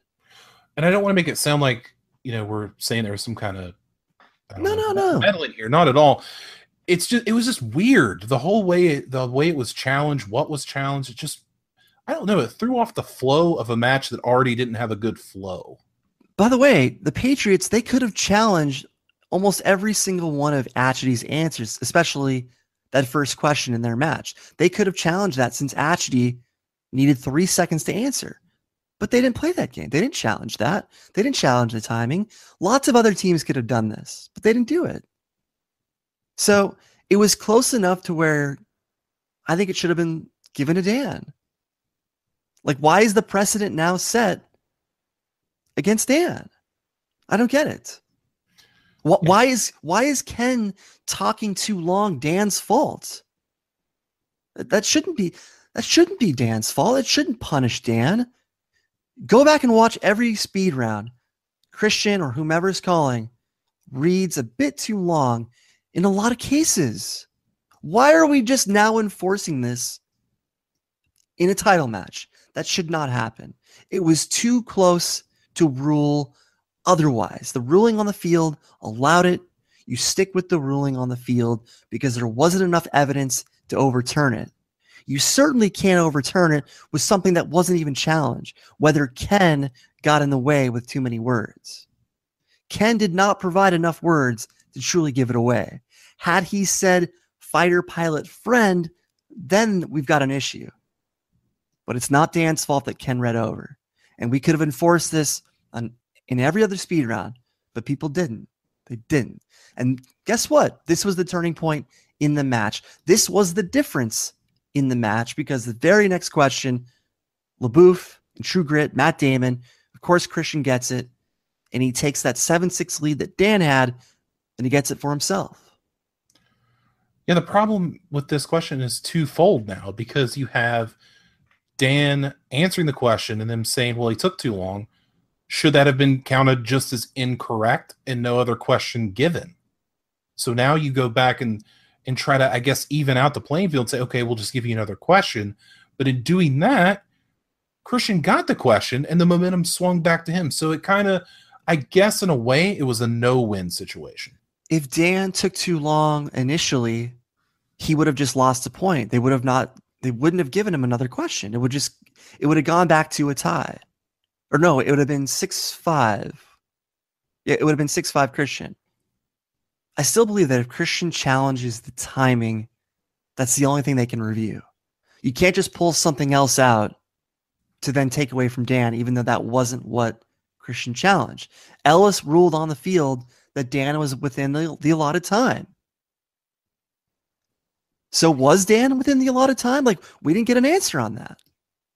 We didn't get an answer on that because they ruled in favor of something else that had nothing to do with Kristian's challenge. So this is why the Rules Summit has to happen, because plenty of teams could have challenged situations just like this, whether it's someone taking too long, whether it's the announcers reading a couple words too far past to where they shouldn't.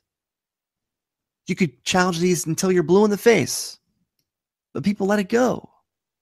Just a weird end to a strange round, I guess. A weird conclusion to the foreign object round in perhaps the strangest match we've ever. It's certainly the strangest title match we've ever seen, but this is one of the strangest matches we've ever seen. 7-6 going into round 5. This is insane. Especially with these two guys. We know the questions were pretty difficult, but here we are. Round 5, title up for grabs. Dan goes first. He gets the 2-pointer. John Carter on Mars. Now, a lot was made about this question. It was quite the layup, as Ellis like to say, and I think everybody felt the same way. It's a 2-pointer. It's a valid 2-pointer. Yeah, absolutely. No issues for me. So now we go back to Kristian. He gets Henry was selling cigarettes in Goodfellas, so Kristian takes back the 9-8 lead. We jump back over to Dan. He missed the 3-pointer. This was a crusher. Jonathan Demme was the director of Ricky and the Flash. Rest in peace. I cannot believe he missed this, considering Mr. Demme just passed away, as we covered on the show. And we all talked about his filmography for a week or so. And Ricky and the Flash came up because it was one of his last films. So I'm stunned that Dan wouldn't remember that, considering it just happened. When things happen recently, we retain that information. He's a sharp guy who follows the news. I'm stunned. I can't believe it. The director's category comes back to bite him again. Don't forget, he also lost the title match to Roca by the director of The Burbs. I know those are completely different decades those movies came out, but another director. Unbelievable. Dan has to hit the 5-pointer to stay alive, and he does. Lloyd, the bartender in the Shining Great Pool, 13-9. Dan has the lead as we go back to Kristian. Quick tip for competitors that are listening. Watch The Shining. There have been a ton of The Shining questions lately. It's on Skalitsky's mind, so watch it, learn it. You never know. Kristian misses the 3-pointer. Another director question. John Sturgis directed The Great Escape. That one was a little bit tough of a pull there. So we go to Kristian. He has to hit the 5-pointer to become the champion. Uses the JTE rule for a little bit more time, and he hits it. J.K. Simmons was the voice in Zootopia. And the commissioner, Kristian Harloff, is your new movie trivia Schmoedown champion, 14-13 over Dan Murrell. This is not the lowest scoring match or title match in history. That would be the 11-4 Murrell Wolf match. Of course, that was a different format and different scoring. A lot of people were asking that question, so there's your answer. But Kristian Harloff is now our champion. What do you think, Brian? Let's just get something out of the way. You don't think he needed to use the JTE rule, right? You think he knew the answer before it, right? Absolutely. Yeah, when he let out that sigh, it reminded me of the match against Snyder, where it was a sigh of, I know the answer, and I'm weighing the consequences in my mind. So the JTE rule was just to think about it a bit more, add a little drama. But just like he did to win the Snyder match, he let out that sigh because he knew the answer, not because he didn't know the answer. So this is a recent movie. This was a movie that RB3 ranted about on Schmoes quite passionately. So he's supposed to know this. He saw this movie. He's got a child, soon to be 2. Kristian got the right question at the right time. J.K. Simmons. And it all comes down to that last question in the speed round. I'm still bothered by the fact that Atchity got more time in the speed round by comparison. Again, I've checked the tape. It's there. It's not Dan's fault. The broadcasters kept talking or asked Dan Murrell his name before he was able to answer. You know, he's following their lead. He's following their lead as when to answer. Kristian's counting while all this is going down, mind you. Something happens. And this was something that we talked about in our preview for this match. It was something that I feared. And I didn't expect this. I certainly did not expect this, but I expected a variation of it, a version of it, but not quite this. Dan said how Kristian would have retired had he lost this match, and that he was now doing the same. So Dan did this at the table. He didn't wait till the post interview. He did it right there. He did it right there, catching everybody off guard, including Kristian. So it's kind of one of those moments like, be careful what you wish for. You wanted this belt. Well, guess what? It's now coming at this cost. And it was smart of Dan to do it this way, because had Dan told him before the match that this would be Dan's last match if he lost, Kristian probably would not have tried to win. And Kristian even admitted, he was half joking a bit, but he even said, oh, if I knew you were going to retire, I wouldn't have won. And I kind of believe that. Because Dan is that important to this league. He's that good of a player. He's been a pioneer in this league. He's been one of the guys that helped get this league to where it is now. Directing that Screen Junkies audience over to the show as many times as he did was invaluable to building the audience that it has now. Numbers plateau after so many appearances, of course, but he helped build the audience that we now have. So the league will certainly survive without Dan Murrell, but man, I'm going to miss watching this guy dominate. And as I feared in our preview episode, I was afraid that Kristian would have to reluctantly defend the belt at Spectacular. He had all these other plans. He was going to potentially put the belt up for the tournament finalists. He was going to put Dan in a contenders match. He had all these other plans, and Dan completely erased those plans with one sentence. So my worst fear is now realized, where Kristian is now forced to defend the belt that he only wanted to win. He didn't want to defend this belt. He just wanted to win it. He expected to have Murrell around for Spectacular. Now he doesn't. So Aaron, do you share my concern now? Because whomever Kristian faces at Spectacular is hungry. They want this belt. They want to keep this belt, not just win it. Kristian doesn't want to keep this belt because he knows it's better for the league if someone else has it. So we're in a really tough spot. We're in a really tough spot, if you ask me. What do you think? Well, I'll quote Kristian here, like he said in the post-match, and he said it to Emma. This is weird. And it is weird that he's the commissioner and the champion, a belt that he was reluctant to take. Oh, man, this is quite an interesting development. Dan retires. I don't know, man. There's a lot of stuff to digest here. Like I said, when we first started this episode, the world is upside down. In terms of the Schmoedown world, it is upside down. Because your top player, Hall of Famer, whatever you want to call him, best of all time, the GOAT, is gone for the foreseeable future. Now, he did make a statement later on saying if you're going to look over your left shoulder, maybe you want to look over your right as well, because I might be there, which was a great line. But for the foreseeable future, your best player is gone, and now you are more or less, and I hate to say this with a title belt on your shoulder, but you are more or less stuck being a champion. This is exactly what I was afraid of. And in our preview episode, I ran through every hypothetical situation that I could think of. I figured that Dan would want to take a break in one of those scenarios, and that he would wait to pounce on whomever emerged from Spectacular. That was one of the scenarios. I did not expect him to retire. I did not expect that. Kristian did not expect that. So this was not the reaction of someone winning the title for the first time. This is not the reaction that you're supposed to have. This was a bittersweet win, if that. Be careful what you wish for type situation. This was one of the strangest matches we'll ever see. It was strange how low scoring it was. It was strange the energy after the match. The fact that Kristian wasn't quite pleased that he won after all. It was such a strange match, and we lost the greatest player of all time in the process. That's the sad part, and that's what makes you rethink those questions like that speed round challenge. Would Kristian have challenged had he known Dan would retire if he lost? Of course not. Of course not. You wouldn't challenge if you knew that. We'll never know.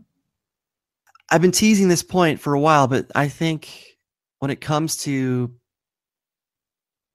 Bailout Law and Bottom 10, I think he panicked. I think Kristian panicked. And this is why Bailout Law and Nos were given a contenders match at Spectacular. Because if you look at that Collision poster right now, Riley gone, which, I've got my theories on. But for now, Riley gone, Murrell gone. The last guy in that triple threat from Collision is Roca. So I think Kristian panicked, and he wants to get a familiar face into that big main event Schmoedown Spectacular. And I get it, but that doesn't mean top 10 deserves a shortcut. That doesn't mean that they sidestep the tournament that we've all invested weeks into watching, and podcasts and Facebook comments, and everybody's invested in the tournament, and yet to say they don't have to go through what everybody else has had to go through to get a contender match or a title shot. It's troubling. It's awful that Dan's retirement match was a match like this, the worst title match we've ever seen. But that made for a strange ending as well. A strange match leads to a strange ending. Dan admitted, though, that after winning the triple threat, which included Roca, as well as beating Levine after, that was enough for him to retire upon his next loss. He was already thinking about this at that point. Yeah, he shook Kristian's hand. He was willing to play Kristian, but he was already kind of checked out. And the way he entered the stage, the way he reacted during the match, during steal opportunities, I'm not surprised about this outcome when I see his body language. There were some tells in his promo as well when he said, I've got nothing left to prove. So that's a strange thing for someone who's about to compete for a title defense. I've got nothing left to prove in your promo. So when you look at all those little things throughout the match, I'm not surprised that this happened. And this is why I felt that whether he won or lost, he's still the greatest ever. And this is why I said in our preview that I'm not sure he's got the fire anymore. He's proved everything you can prove. He's beaten the best. He's beaten the best after the best. He's lost and then come back and beaten the best. He's done it all. If he wanted to come back and win, he could do that too. But for now, that's not in the cards. So Dan also wants new blood. Dan Murrell wants new blood. The league, the fans, they want new blood. So I admire the fact that Dan is sacrificing himself for now to see others get a shot. Riley has put himself on the sidelines. Murrell has put himself on the sidelines. I hope John Roca looks at what these guys are doing and says maybe it's time to give others a shot. Roca's had more opportunity than anybody in singles and teams. Perhaps he takes a page out of these players' books and applies it to himself. You're not gone forever. You're not gone forever. But take a break. Give other people the chance to emerge. The Schmoedown, if anything, this is a learning experience. Give others opportunities. You develop new stars to where you are not dependent on Murrell, on Riley, on Roca for big events. Never get in a situation again where big events depend on 3 players. Develop talent throughout a season to where you can depend and base an event around 6 or 7 guys, not just the same 3. So the only thing I have to say now is that the song Mad World just keeps going over and over in my head when I think about this match, because it's completely flipped everything. I don't know where we go from here. I don't know. It's a tough spot to be in. The league is in a tough spot. The commissioner has the title. The commissioner doesn't want to keep the title, but he has to somehow convince us that he's going to fight to defend it against an opponent at the biggest event of the year. Honestly, I think we said the best scenario in our preview. Retire with the belt and let the Ultimate Schmoedown dictate who comes up with it. Because I can't think of a scenario where Kristian is going to want to win, where he's going to want to defend this thing. The way he looked at the very end of that post-match interview, he had this shocked look on his face. Dan was smiling. Emma was smiling. He just looked perplexed. His plans went up in smoke. We know Kristian, he's got plans 6 months ahead of time. All those plans went out the window completely. And I love that Freudian slip. I love that he said, I got lucky with some cheat codes. He was playing Mike Tyson and Mike Tyson's Punch Out.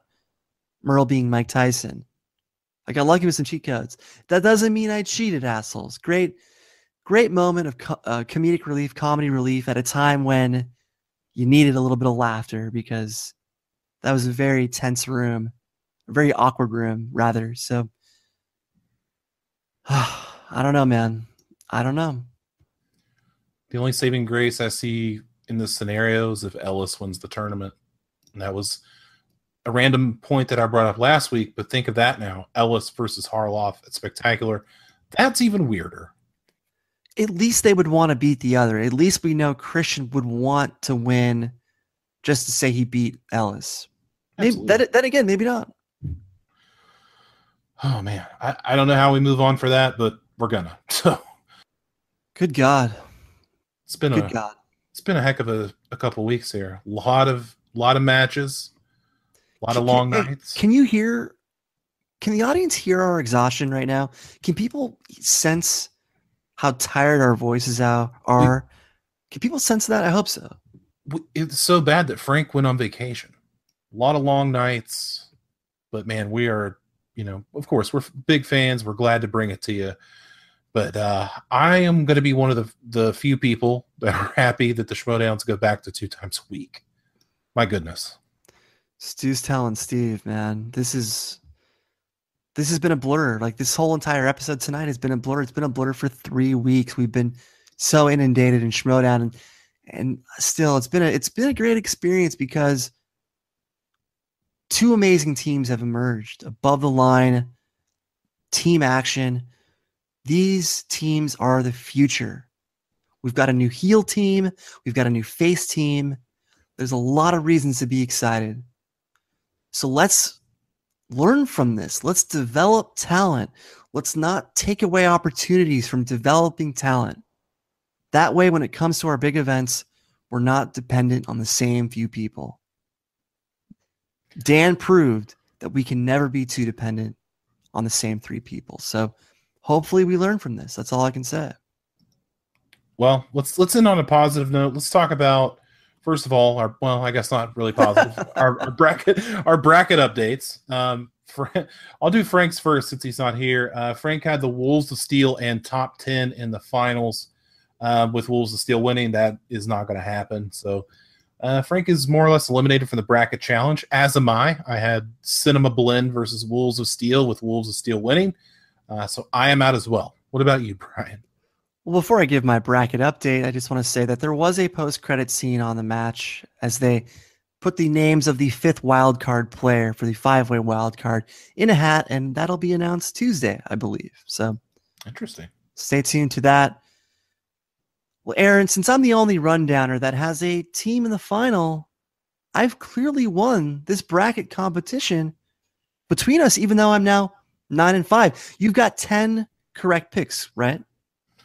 Yes, I do. Well, a finalist is worth more in these situations, if you ask me. However, if Above the Line wins, we tie with 10 correct picks, and certainly the tiebreaker would go to me if Above the Line takes it. Of course, it's obvious, right? Well, I have some bad news for you. I actually talked to Kristian, and he said that since I lost, I now get a chance to redo it. So, I like what you did there. You only have to get 9 correct. Well, I have to get 10 correct. I see. Nice. Okay. It's worth noting that I did predict Action and Above the Line to make it last week, but I was hoping for new blood, and thank God we got new blood. We took 2 steps forward. Wednesday was one of the happiest days Schmoedown-wise I've had in a long time because Action and Above the Line advanced. I couldn't lose. We had a great Samm Levine interview, a great Schmoes No Show, and then Thursday we unfortunately took 2 steps back. So it was still a great week, and I cannot wait to see Above the Line play Action. I can't believe we have to wait until November. Kristian said November.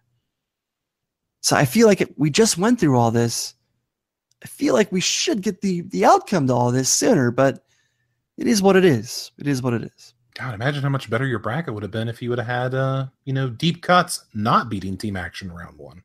Oh. But I digress. That's what I get for being cute, but We just went through this whole bracket, and we have to wait 2 months to find out who wins our bracket. You know, isn't that strange? It's upside down. It's upside down. Yeah, next year. I doubt they do it this way. Well, who won the week? Who won this week for you? Point taken. Despite losing to Action in the semis, Top 10 won the week. What? Since they landed a number 1 contender match, despite losing to Action, as I already said. Even though Action and Above the Line have to win 3 straight to get a number 1 contender match, and 4 straight to get a title shot, T10 only has to win 3 out of their last 4 matches to get yet another title shot. So clearly, they won the week based on Thursday's news. I've been calling him this nickname the entire episode, but Outlaw should really consider calling himself Bail Outlaw. It really came down to 2 for me for who won the week. I will say that the Schmoedown won the week. And why did they do that? Leonard Maltin? New blood in the finals? Those are 2 reasons. I also considered us, maybe, the Rundown as the winner of the week because we got to talk to Samm Levine. Oh, my God. What a great interview. What a great interview. And we've marathoned episode after episode for the past couple of weeks. So we the real MVPs. But I would say that the Schmoedown won this week just by the star power and things that have happened this week. The Schmoedown is this week's winner for me. Even though we lost Dan Murrell in the process, the Schmoedown still gained new stars the last few weeks through this team tournament. I can't wait to see what the singles tournament does in response. That's going to do it for this episode of the Schmoedown Rundown, number 50. 50 episodes in the bank. Unreal. Before we go, Frank Janisch, you can find him online at FrankieJ29. And don't forget to check him out at SD Rundown Stats, where he gives you all that sweaty stat goodness. Brian Davids, where can he be found? Guys can follow me on Twitter at BDF331. Check out my TV film podcast at filmschlubspodcast.com. And I hope people understand I love this league. I've committed the last 13 months of my life to covering this league. Any criticism comes from a good place. It's because I love this league and I want it to succeed. So if I'm hard on people, if I'm hard on the league, it's because I care that much about it. So it's nothing personal. I hope someone out there understands that. So that's it for me. Aaron, by the way, thank you so much for what you do for the show. You have been a trooper these last few weeks. You have done so much production, so much added work on top of a standard production of this show. And I just want to commend you for that. It's a thankless job, I realize, but you need to be commended on air, as awkward as it may be in the process. Oh God, it's hella awkward, but thank you very much for that. I appreciate that. We all do a good job here, man. Hanging out with you guys is the best part of my week. Even when Frank's not here, so now I got even weirder. One correction before I go. Last week, we were talking about Team Action and their artwork and how it was made into t-shirts. I forgot to mention Janine LC. Yeah. She does a lot of artwork. She's done Team Action artwork. She's done Nerds Watch artwork, all this different stuff. And I just neglected to mention her. Not personal. I completely forgot. So Janine, I'm sorry. Go check her out. Her shirts are on TeePublic. All the designs that she's made for the Schmoes Know store there. So check her out. She's great. She's got a unique style that's all her own. You can tell her style is hers, and that's important. A lot of artists can look like other people, but she's got a signature style, and I always admire her work. We're not just Brian Ward fanboys, even though we are. Indeed. One more thing, guys, before I get out of here, and I know we've kept you long, and that's fine. We appreciate you listening. And this show is all for fun. It's funsies. It's fun time. But let's get real for a second. This past weekend, a week ago, about this time, a lot of people in my area were fearing for the worst. There's a hurricane, the worst hurricane in history, or whatever you want to call it, ripped through Florida, where I live. So full disclosure there. And I thought it was really awesome. The outreach of people that not only, reached out to me, but people that reached out in the Schmoedown group to other, Schmoevillians, Schmoedown fans that were like, hey, we've never met, but, I hope you're doing okay. And I think that's awesome. That's community at its finest. And I had people that I never even met and probably never will meet that, told me that I hope you're okay. And that meant a lot to me. So thank you guys for that. We're all good here. Very lucky that nothing happened. Can't say that for a lot of the state. A lot of the state's been devastated. A lot of places overseas have been devastated as well. So just keep those places in your thoughts and just know that I appreciate it. I really do. So, but let's end on a high note. If you want to follow me on Twitter, you can at AT Titanium. You can check out pictures of my dogs, and we'll see you next week.